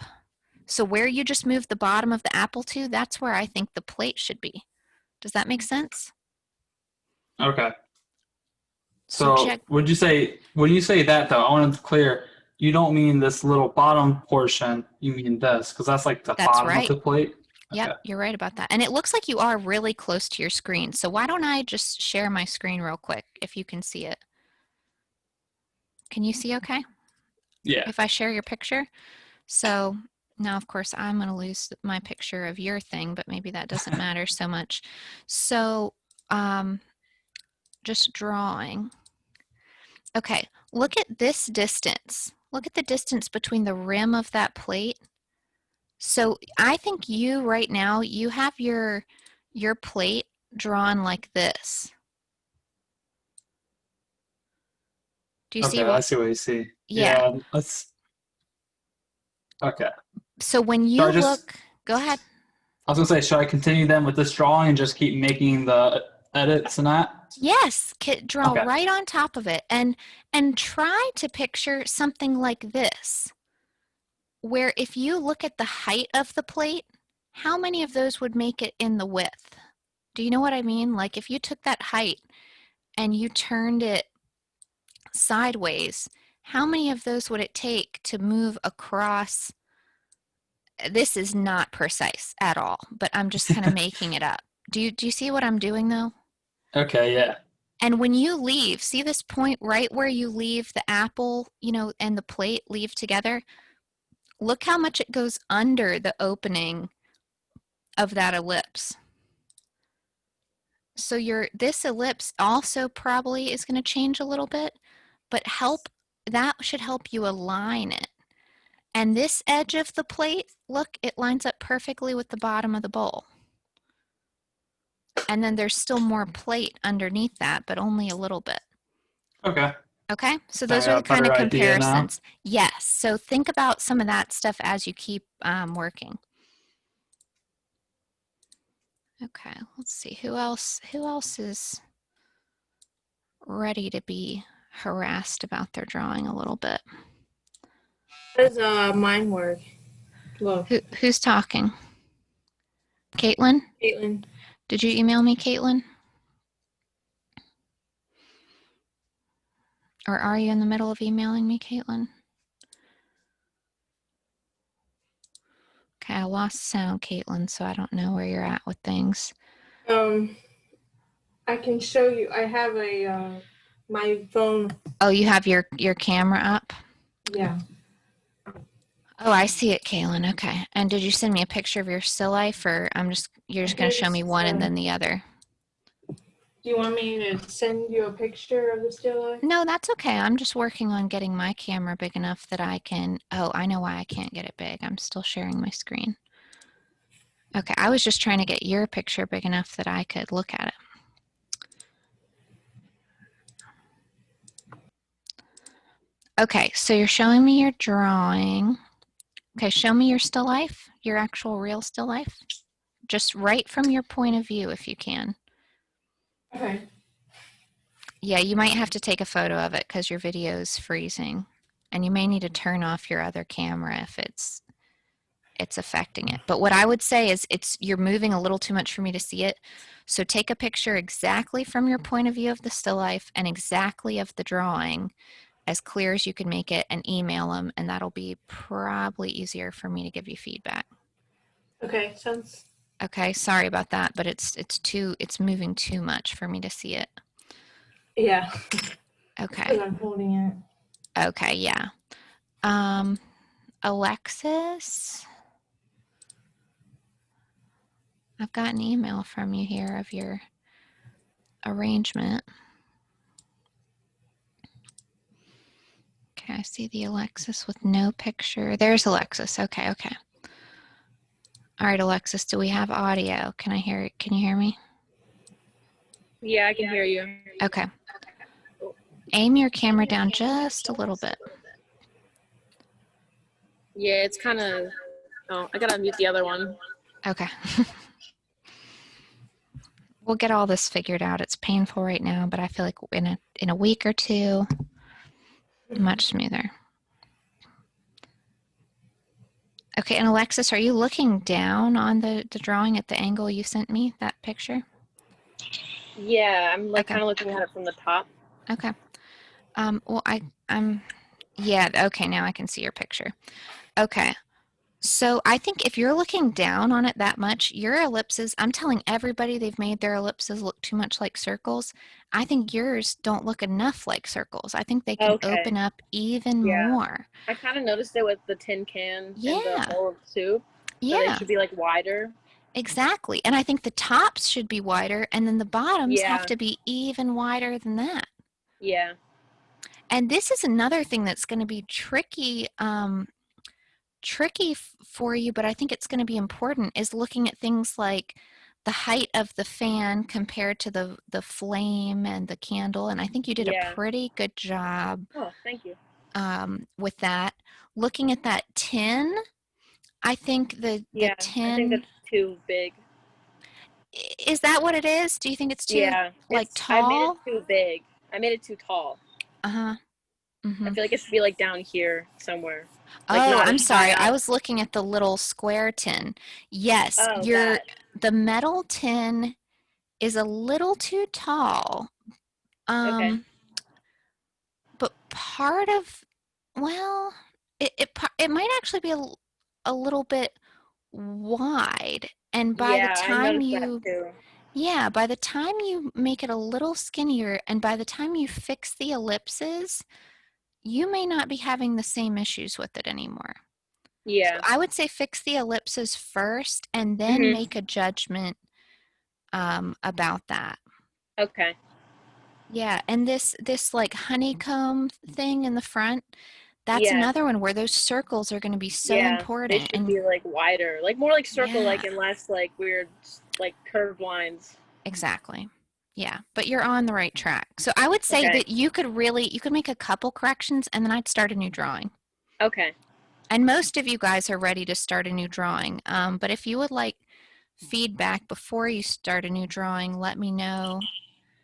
I know it's kind of slow go, but I have to say this is kind of what it's like in the studio too. I have to walk around and find people.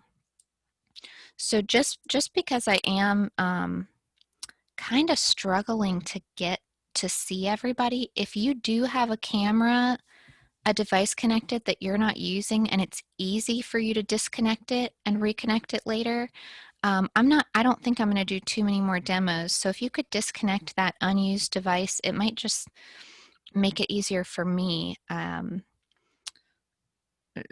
to find you guys.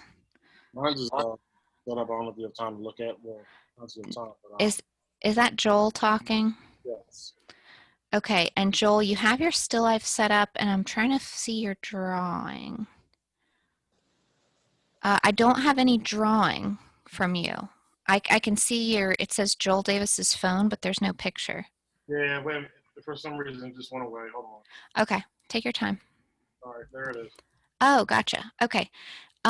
So let me ask you this before I give you feedback. The picture you have of your still life, is that the eye level that you're looking at it from, or are you looking at it from a different eye level? Oh, I lost sound. Lost your sound. Sorry, wait a minute. I gotta hold on. That's okay. All right, can you hear me? Can you hear me now? Yep. Oh, that's You know, it's you might have to disconnect audio completely on one of them. Like I'm probably giving you output on the one and input and output on the other. Is that better? Yeah, it is. Okay, yeah, I'm actually looking down on it. I probably need to get the box to raise it up a little higher, but Okay. Well, if yeah, if there's any way you can do that and just hold your phone or snap a picture of it from your actual eye level, I can give you a lot more accurate feedback. So the view of your drawing is just fine, but it's the view. I don't have any problem with the view of your drawing. It's getting a good view of your still life. So standing exactly where you're standing at your easel when you turn and look at the still life and putting that camera right up to your eyeball to get the exact same eye level, then I can see exactly what angle you were looking at. Okay. Aaliyah, you're ready for another drawing. You made good improvements to this drawing, even though I think your ellipse on your bowl still needs to go lower. Really? Really. And I also think, just looking back at your photo, I think where the apple meets the bowl is too high. I think that whole thing goes lower because look at where the bottom of the apple touches the top of the bowl and draw a line back across to the left to the orange. You shouldn't be hitting the top of the orange, right? You should be closer to the middle, like a little above middle. Yeah. I see. But go to the bottom of the apple and draw one line back. See where you need to be hitting that? Way lower down, right? Yeah. Yeah, okay.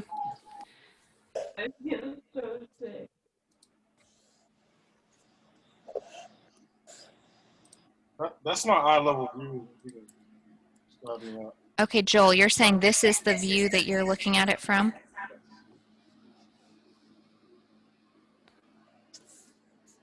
Or are you snapping a picture of that, Joel, or are you just showing it to me? Showing it. Should I just take a picture? I can snap a picture if you can hold still enough. Just hold on. All right. Okay, now let's take a look at your drawing. Sorry for the confusion. We'll get each other figured out here. Can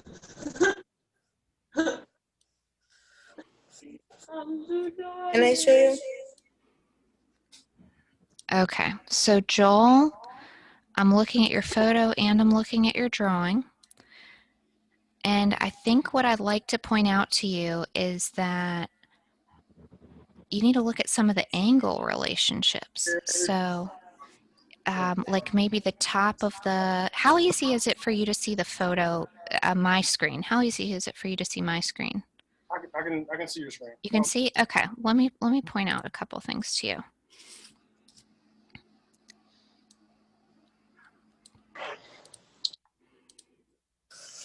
Okay, look at this angle, the angle from here to here. Do you see that? Yes. That to me is, it's a lot more down. Check this out. This is a perfectly vertical line. Do you see how that actually runs into the edge of this glass? Not even the edge, but kind of inside of the glass. Right. Yeah, so that tells me, and look at this. Check this out. I'm going to draw a horizontal line at the bottom of the opening of that vase, and I'm going to draw another horizontal line at the top of that glass. Look how much space there is from there to there. Right. Okay. So how much would that tell you you have to lower that glass? Right. I just did the same thing. Okay. Yeah. Yeah, I see you doing it.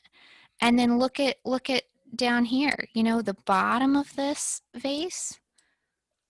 And some of you guys might be waiting for feedback. You might also be able to get some feedback by what I'm saying to other people.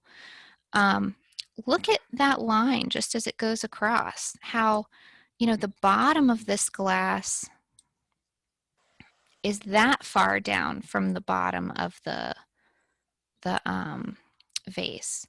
Your teacup is about the same size. Like if I'm drawing circles, and I'm going to hit you with a lot here and then you'll be able to kind of think about it.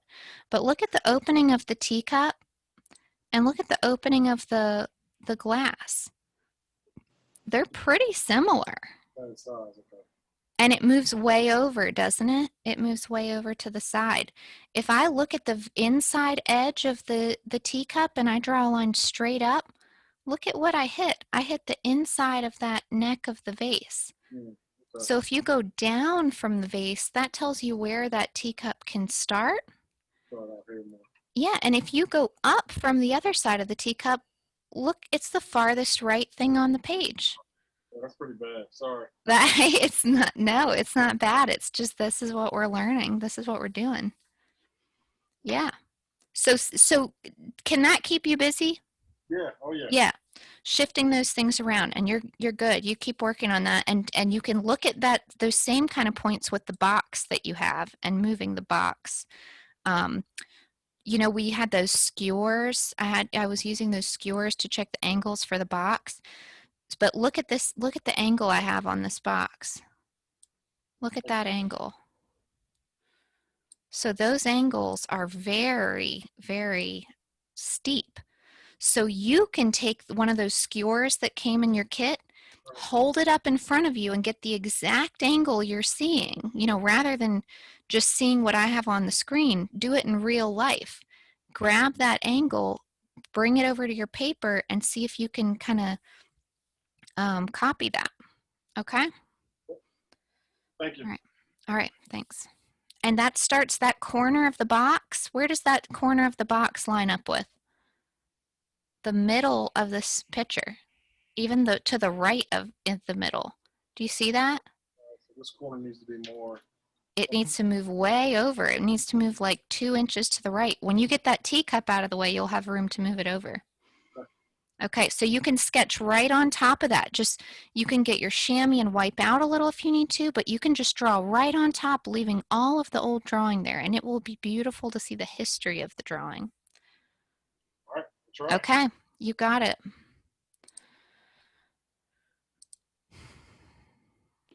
All right, who else? Who's next? I know I haven't talked to Mandy.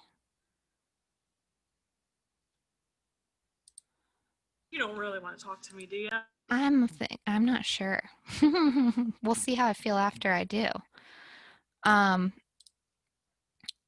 Yeah, Mandy, how are you going to let me know when you're ready for feedback? I can't see your picture right now. It's just blown out. Oh, that's your still life. No wonder I can't see your picture. Yeah, I'm struggling getting that on the camera for That's okay. Well, and like I said, if you can even just take a good picture, it's so blown out I can't see it.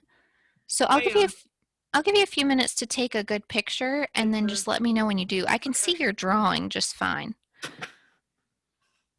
Who else? Haley, we haven't really talked. Have you sent me a photo or anything? Oh, and who's, oh, Mia. Okay, Mia, I'm downloading your picture right now. And there's your drawing, Mia. Okay. Let's take a look at that. So,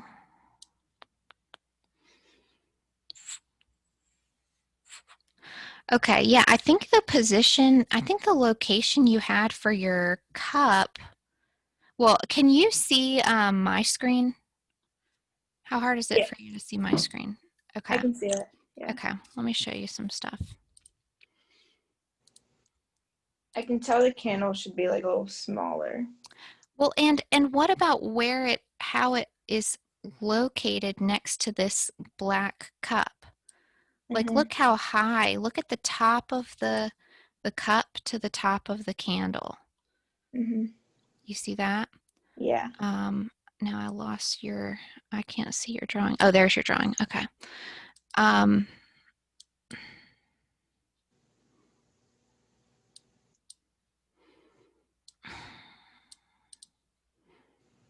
Sorry, I'm trying to get a position where I can still see you. Okay. So look at where the bottom of it is. Look at the bottom of this gold thing. And look at how close or far that falls to the opening of this. So that gives you some kind of comparisons to make. Where does the bottom of the box intersect with that gold dish? In terms of vertical alignment, do you see the outside edges of this pitcher? Yeah. They go straight through the middle of this. So would that mean that shifts to the left a little bit? The edge of this pitcher cuts the cup, not in half. It's just a little bit of it. Actually, if I keep going, that's where I cut the cup in half, or not in half. You know what I mean? So I think some of that spacing is stuff I would look at. Here's something I see. I see these two for you. This right here and this right here are touching each other. You see that? Yeah. But you need some of that space. So what do you think is the solution? Which thing do you think needs to move? Definitely the candle. And maybe the pitcher a little bit. Okay. Yeah, I think the candle, that's the gold thing. I think the candle definitely moves up a little bit, but I also think the black cup is going to move down. And that ellipse, your eye level is above all of these objects, right? So as your eye moves down, the ellipses are going to get more and more open. So here's the opening for this one. It's kind of like this. But here's the opening, even though you can't see it. Look how, more kind of circular the opening is down there. Okay. The proportions of your objects look good. The only other thing I want to point out to you is to think about geometric simplification and think about this form up here, this picture, in terms of being a cone, like an upside down cone, and then another cone attaching to it.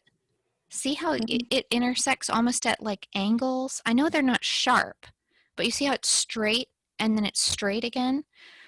And I think these hard straight, oops, that's not a hard straight edge. I think these straight edges showing that, finding that, and then that wasn't good. And then finding another kind of cone that happens here, that's going to help you describe that. And yes, there's a little curve there, but that's after the fact. Yeah. Okay. All right, you're good. Keep going. Thank you. Yeah, thanks. All right, Mandy, where are you at? Did you send me something yet?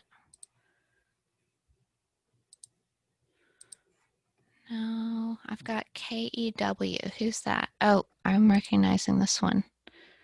That is, That one's mine. yep. Okay, let me just download both of these and I'll share it with you. Okay. Download that.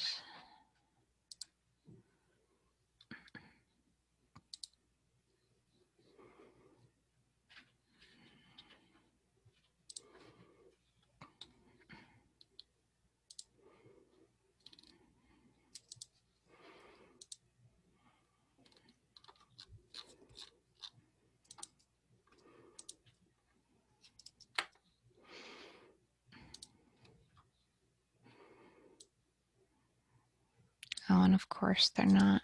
They're both sideways. Oh, no, they're not sideways.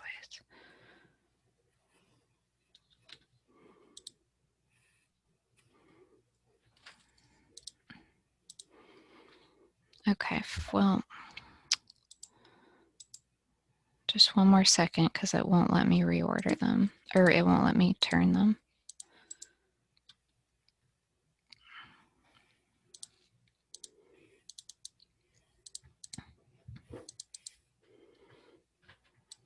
Okay. All right, I'm going to share my screen. Can you see it? Yeah, I see it. Okay. Oh. So I think you've got some things working well. I see the angle of this feeling pretty good. So I think in terms of how you're relating them to each other, that's good. Also, the height of this, pretty close. As I go across and I look at where the handle of your mug is, I think partly it's just that the handle should move up a little bit. I don't think it's necessarily that you put the shapes in the wrong place. So I think this vase might move down a little bit. And look, if you look at that thing, is it too tall and skinny or is it too short and wide in your drawing?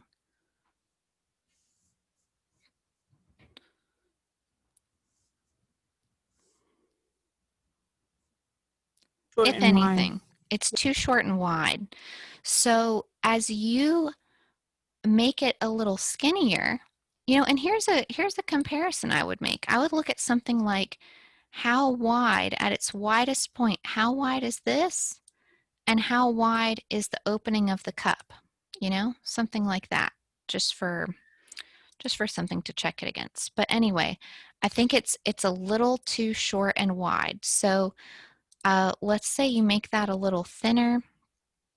Maybe it comes in a little over here, goes in more over here. So I'm going with some of your innermost lines. And it also, when it gets a little taller, maybe that does move it down on the page a little bit. I think you have the proportions of this right, but I think you can get the integrity of that cup a little better at the bottom. You know, just it's pretty asymmetrical from one side to the other. It's a good sign if I can pick on you for stuff like that. It's a good sign that everything else is working pretty well. Foreshortening, when something like a coffee mug tilts back in space, take a look at how these circles happen. Here's the inside of the mug. Here's the outside of the mug. I know it's not exactly the right size. And here's the back. I'm going to try that one more time. But I think you see where I'm going with that. There's a big overlap. Do you see that? There, that was good. You see that one? You see how much they're stacked on one another? So this space, way too long, right? I would compare, if I can erase some of my drawings, I would compare this height right here. Do you see that little height that I'm talking about? That little bit of the mug that's showing? To this. Or to maybe this, the width of the coffee mug. It's that small. So what does that mean for your drawing? It means that this looks just fine, you know, this part, I know how bad that line looks. But up here, it's not even there. It's just like this little kind of moon. That's all that's there. Where does the top of this mug belong compared to the top of this cup? If anything, it's either level or it's a little bit lower, right? And then if you look at the bottom, look at the angle from here to here. Look at this angle. So that's how you account for that space. It's going to go like this. Do you see that? Okay. And then keep an eye, the final thing I want to point out to you is keep an eye on this space right here. This space between the cup and the vase, because that'll also help you with where to position that as you move it around. All right. Okay, very good. Keep going with that. And next time, if you start over, because I hope you'll have time to maybe start over one more time, draw lower, because those flowers are beautiful and they're hard, but they're just loose. They're just shapes, and we can critique those shapes just like we critique the cylinders. Okay. All right. Good. Very good. Thanks for taking the time to send those pictures, because it's really tricky, but I think it's good for us to actually get to look at it and for me to see exactly what you're seeing. So thank you for doing that. Okay.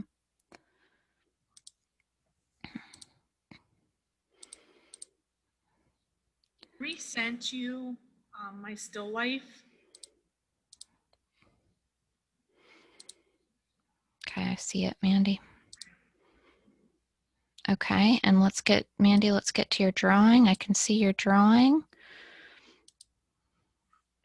Lost your drawing. Okay, I'm taking a look at that. Are you talking right now?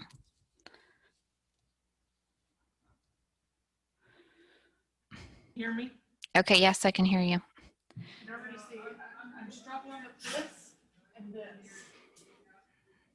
How do you think you're struggling? This is like, oh, I forgot to add you. And this Oh. is not proportioned right. Okay.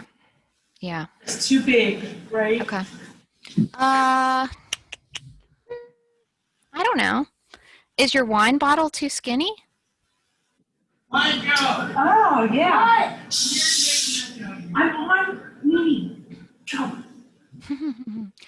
I think your wine bottle is too skinny, and I think the shoulders of the wine bottle come down. Yeah. So there's that. I think it would help you to draw in the line where your paper touches your drapery. Do you see that? Like where there's a plane change? Yeah. I think that would actually help you as like a guideline to align stuff, because I see in your photo, is your photo directly from your point of view? Yes. Okay. So in the photo, what I'm seeing is that the chicken's head is to the right of the wine bottle, but in your drawing, I see it to the left of the wine bottle. Yeah. But when I can see when I'm looking at your live video, I can see that is where the chicken belongs. Like your chicken looks correct compared to your drawing. So I'm wondering if when you sent me the photo, you were standing somewhere else. Maybe I was. Yeah, because it makes your drawing look wrong. Okay. But when I just look right here when your arm moves and I look past you, it actually looks more correct. Okay. So I'm going to go off of that view, and I'm going to say that imagine a line leaving the top of the book, like the top corner of the book. No, the other book to the right, the green book. Yeah, right there. Now a straight line leaves that and heads to the right. Just draw a straight horizontal line. Horizontal line, not an angle. Yeah, just straight across. No, horizontal. So just like but the other direction. But go the other direction out off of the book. Keep going. The perfect type of line, but just keep going. Yes, keep going, keep going, keep going. Okay, what do you hit? You hit the bottom of your picture. Mm-hmm. You hit in real life. Yeah. You hit higher on the picture, right? Right. So the picture needs to come down. Right. Yeah. And you can look at where it should run into, yes, and that will tell you where to move it to. And same thing with the top of the picture. You know, take that very top of the picture, the top of the handle, the highest point. Now go left, go left. Yeah, should you hit right there? So that's going to tell you maybe how things are going to move down, you know? I do think, now go to that book that you started with, that left book. Yeah, it's kicked way up, right? It needs to lay down. And I think the best way that you can judge that is by going from some of those points on the book, like the highest point on the book, that very top point. Yep. Go straight across horizontally from that top point. Yeah, right? Where it should like run into the chicken's head, right? Mm-hmm. Yeah, so that's how much lower that has to go. And I see you already, like you couldn't even bear to make the mark. You made the corrected mark. So I can see that you can tell where it needs to move down to. Mm-hmm.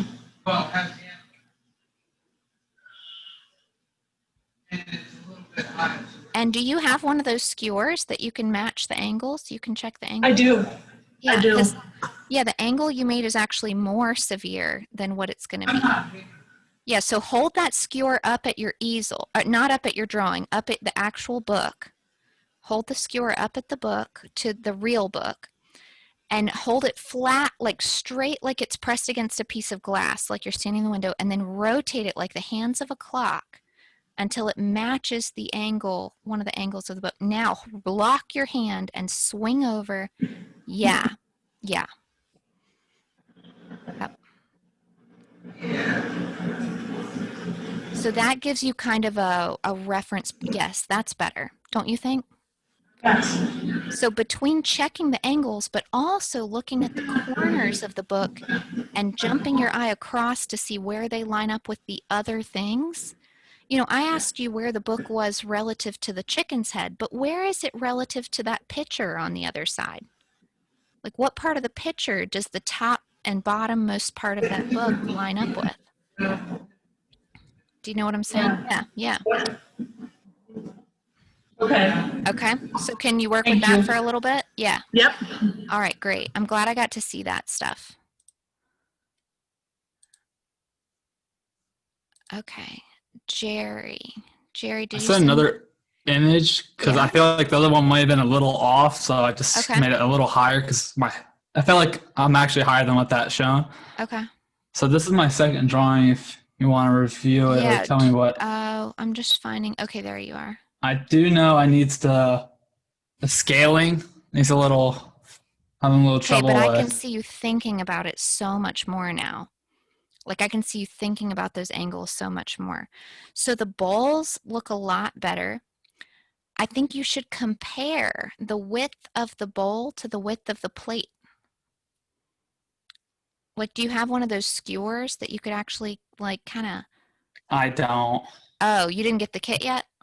I didn't see a skewer in it. Yeah, I can there's look. like barbecue skewers in the kit.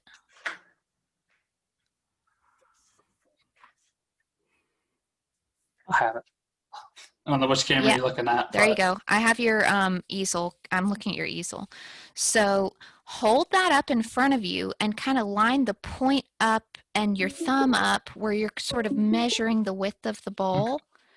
And then slide it over and compare it to the width of the plate. They're really close.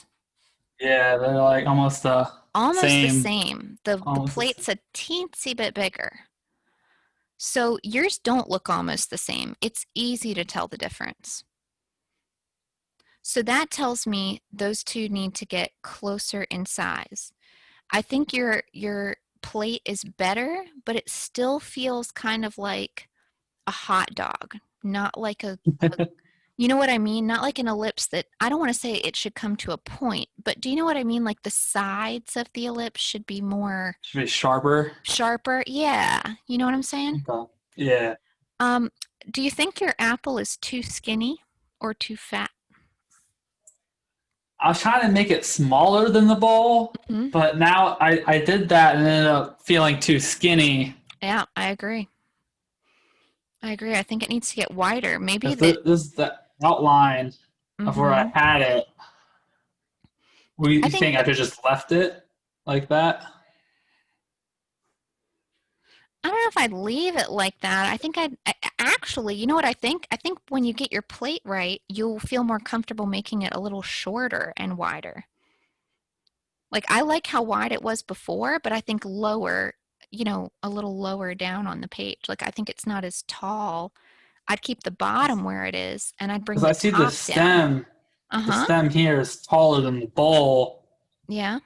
Maybe it's just the stem goes out a little more, but that's Okay, what I but was how trying to much taller? emphasize. How much taller? What's the angle from the stem to the top of the bowl? They're really close. I mean, almost the same. The top Okay. of the apple, if you get rid of the stem, the top of the apple and the top of the bowl are the same. I feel like it would definitely be easier now doing it another time now that I'm going to be using this. Yeah, and that's fine. So I've got to stop talking to you because I got to wrap up class. But That's fine. the Yep. the I got it. what you should also check is the angle, let's say from the edge of the apple up to the spout of that water bottle, because that water bottle is too skinny and probably too tall, but definitely too skinny. It needs to get wider, but my guess is it also needs to get shorter. And again, take the width of the plate and turn it vertically to see how close the width, the height of the bottle is to that. I bet you're going to be shocked that if you took that top little mouth spout off, it's the same as the plate. Almost, yeah. Yeah. So those are some comparisons you can Okay. make. Okay. I didn't think about that. Yeah. Well, hey, that's why they pay me the big bucks. All right, thank you. All right, yep. So guys, we only have a couple of minutes left in class. I'm sure I didn't get to everybody, but that's what happens in class too on this particular day in the semester. So I'm not feeling horrible about it. I think a lot of you guys heard some feedback. Oh, Kirti, I see your drawing and I'm really regretting that I didn't get to you. So if you would like to, I mean, and this goes for anybody, of course, but if you'd like to stick around, I'd still like to see your drawing and talk to you if you want to. So guys, there's a homework assignment. It's to do basically what we did today. With a little bit of cross contour added in, where we did those lines that wrapped around and on the form to describe it. So for now, we don't know what to do with 6 hours. You know what I mean? You doing a 6-hour drawing, that's a lot. So what I want you guys to do is actually do 4 drawings, but they're only going to be like an hour, hour and a half. So I'm sorry, my dog is barking so loud. I can't think straight. Okay, so I've written all this down in Dropbox and in great detail, but I'm just going to briefly say it to you now. You're going to use probably, I'd say maybe 4 different still lives, just so you don't get tired of them, just shift some things around a little bit. I'm not looking for anything crazy. You can draw the same thing 4 times if you want, but I'd like you to include a picture of exactly from your viewpoint. I'm going to grade it based on the accuracy from your view. So if you take a picture from one place and then you go stand in another place, or you take a picture down at your stomach, but then you're not looking with your stomach, you're looking with your eyes, you're going to have different angles of things, right? And you heard me all for the last 2 hours talking about angles. So take the right angle photograph, then take the picture of the drawing, then 2 pictures is one submission. You're going to do 4 of those. So you're going to give me 8 files total. And I broke down how much time you spend on each step. I described what the steps are. It's a quick gesture. Then it's a lot of, I bet you can guess, looking, a lot of revision. You know, you can spend the whole rest of the whole hour and a half just doing revisions. But if you get to the point where you get the objects all correct, then you can move on to that cross contour. So that's what I'm looking for from you guys. Like I said, I laid it out in a lot of detail in the assignment. I attached some examples of what gestures look like and what cross contour looks like. So you've got pictures that are examples. You just had class, and what you were doing in class today is exactly basically what the homework is. So do you guys have any questions about that? So Casey, the only question I have is, do you already have it up on D2L? It's already up on D2L. Okay. I'm going to just check and see. And I'm going to just tell you the name of it. Okay. The name of the assignment is Gesture plus Cross Contour. You know what? It's up on D2L, but it's hidden. Yeah, that's what I was. Okay, now look. Now refresh your page. Now I made it visible. And I'm bad about that. So now it's visible to you guys, and you can view the assignment and the files under Dropbox. Okay. Okay, so you're free to go. We'll keep building on this. Go Quick, ahead. quick question. Go ahead. That's due next class, right? Yep, so you have the weekend to do it, and then it's due on Tuesday. Okay. And I'm not going to critique 4 drawings by each person. I'm going to pick one. And if you can figure out how to put them side by side in one file, I bet you can imagine that will make it easier for critique. But if you can't, I mean, you're not required to know how to do that to be in this class. So if you can, great. If you can't, you know, however I get the files, I'll make it work. Okay.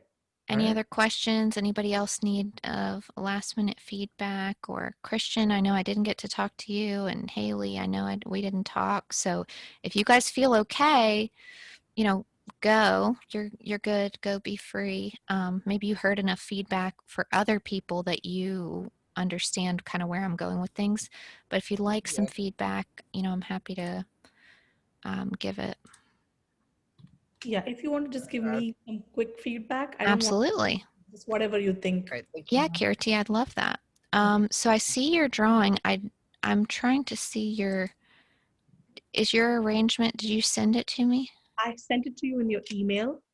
I see it. Oh, Yeah, you but sent it a might- while ago and I downloaded Yeah, it. it might not be exactly The angle? the angle might be little. Also, next time I'll remember to Okay. photograph differently. Oh, yes. Okay. Okay. And is there any way your camera view can change just enough that I can Yes, see it maybe from the front a little bit? I'll move it around and you tell me when you can see better, okay? Okay. Just come more in front of it. Let me turn it up. Oh, that would be good. Yeah, if you turn the easel, that might be better. Yeah, I'll turn the easel because that might be. Yep. Okay. Okay, and maybe just turn to the left just a little bit so I can see the rest of the drawing. Okay, great. Yeah, Kirti, this feels really good. Okay. Yeah. So I could, so let me ask you some questions. So that the tall kind of purplish cup, not cup, but glass in the back. Right. Yeah, does that pass through the middle of the teapot handle? It can't. Hold on. Let me look again and from here. And see. Yeah, from your view, from where you were standing. On the left. A little bit on the left. Further more to the left. Okay. Yeah. That's kind of what I was thinking too. Do you think your teapot is too tall and skinny or too short and wide? I think it's too tall and skinny. It is. It's a very plump. It reminds me of Mrs. Teapot from Beauty and the Beast. But the drawing, the photo I'm looking at feels like a teapot that you would smush. Okay. You know what I mean? Yeah, I got it. Yeah. So, and here's a comparison also. The cup that's just to the right of it, that cup is, the height of that should tell you something about how you relate to the other items. How hard would it be for you to see my screen right now? Can you see I'm mine? looking at your Yeah, I can look at your screen. Okay, so the angles might not all be correct, but the heights are probably things that we can make some comparisons to. So if you see what I'm saying, Okay. it might not be exactly right, but maybe you'll see where I'm going with it. Right. So the top of the cup. Mm-hmm. I see. I can see that. Yes. Mm-hmm. Yes. And Yeah. then look over here. You know. Yeah. See, and look at the handle. Look at where the handle. Right. And the knob. Yes, that is, yes. That's something I could, yeah. Mm-hmm. And also, go ahead. Little part on the side is a little fat, which I think I've drawn really skinny. Which is? What is? The little part on the left of my picture. Not over yeah. over here. Yes, that one, yeah.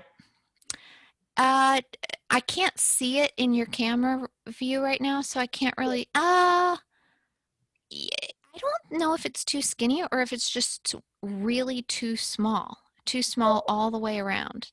Okay. You know, it feels like it comes. I actually can't see the spout. Where's the spout of this teapot? I have glasses, so. Oh. Yeah. But there's not a spout.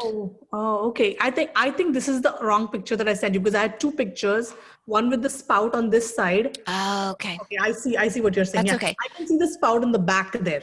Yeah. In the picture that I sent you. Yeah. Okay, so is the spout behind sort Yes. of? Okay. So, I mean, I think you should compare the size, the width of the teapot to the width of that other container, because they're the same. Okay. They're the same. Yeah. So when you I'm doing it like this. Right. I don't know if you can. Yeah. So if you take that measurement and you move it over, they will be the same. And that pot is kind of the same height as the width. Okay. Yeah. Here's something you're going to laugh, I think, at yourself when I point this out to you. Look at this distance and look at this distance.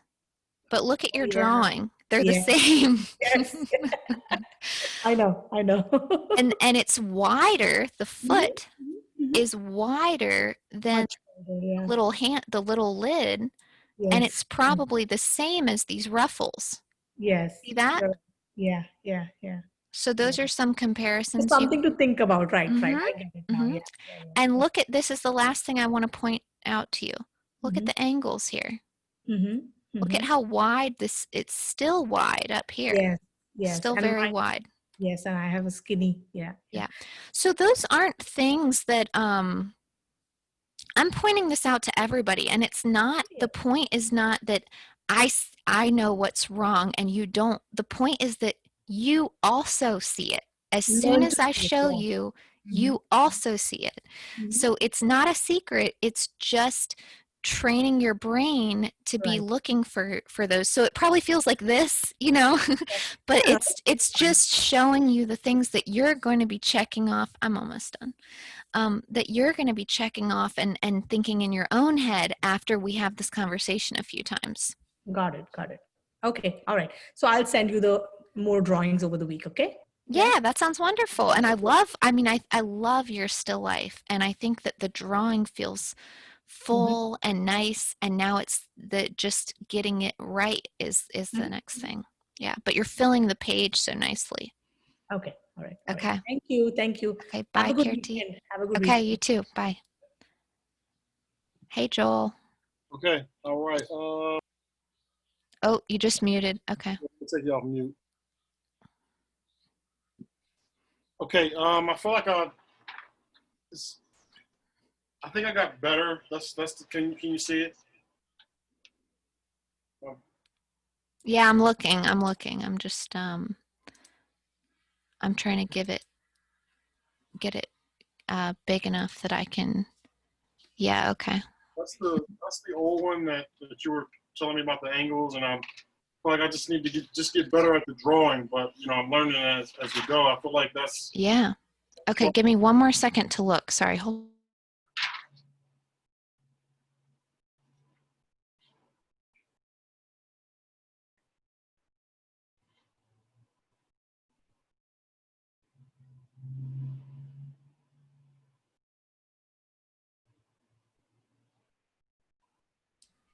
Sorry, Joel. Okay. Yeah, I think it's better. I think the angles of that box got very horizontal. They may need to have a little more angle to them. See how they're kind of either vertical or they're horizontal? Like turn your, yes, yeah, no, turn it right. Those, are they really that horizontal? From my eye view, yeah. They are? Okay, good. Well, when you hold the skewer up, what about when you take that skewer and you move your arm over there? Move your arm over to the real still life. Well, not that, yeah, yeah. Yeah, no. Stay in your position, but just rotate your arm and kind of hold it out. Yeah, it's not. Okay. Okay. More on my still life. Yeah. Yeah, that feels more, that feels more like it. Like it's going to angle down a little bit. Okay, that's okay. That's something to think about. Okay, what I think improved is the opening of your sizes of the opening of your glasses and your teacups. All those sizes feel better to me. I think the less time, you can spend giving detail and the more time you can spend comparing sizes and alignment, like how I kept drawing those vertical lines and horizontal lines, the more relationships you can check like that, the better I feel about it. Do you think the cap of that wine bottle is too small? It is. Okay. This is something, it's literally something I did at the end. Yeah. Just close it. In your arrangement right now, what's the object farthest to the right? Oh, you rearranged things a little bit. Did you move them around or did you keep them the same? On this one, everything was slanted. This one, okay. Standing up more. Oh, I gotcha. So when you look at your arrangement, is the thing farthest to the right, is it the wine bottle or the teacup? The wine bottle is the farthest to the right. Okay, the teacup doesn't go past it. Which on this one, the teacup was way inside, and I tried to bring it over. Yeah. Okay. Okay, good. Yeah, I think it's an improvement, Joel. I really do. And I feel like it's like I see just even the way I hear you talking about it makes me feel like you were making some comparisons that you didn't make last time. Do you feel that way? Yes. Yeah. Okay. All right. The rest is going to follow. I appreciate it. Okay. Thank you so much. The box, take a look at that box in terms of 1 point perspective. It's not. The way you're seeing it is 2 point perspective. But even based off 1 point perspective, that got a little wacky. Yep. Okay. All right. Have a good night, Joel. And we'll talk about it more next time. But it's definitely improved. Thank you. Haley, what's up? Is that Haley? Yeah. Okay. Hey, I sent an email with the pictures. I had to wait until after class to send pictures. I don't know if you saw, I feel really bad. I woke up, went to work, came straight home, ate dinner, and then started class. And I realized I haven't drank anything all day long. So midway through class, I just sat down and drew sitting down because I felt really sick. Okay. So if you go back and rewatch, like, I'm sorry that I kind of disappeared for a little bit. I was just like sitting and drawing. Oh, that's okay. It's going to happen to all of us at some point.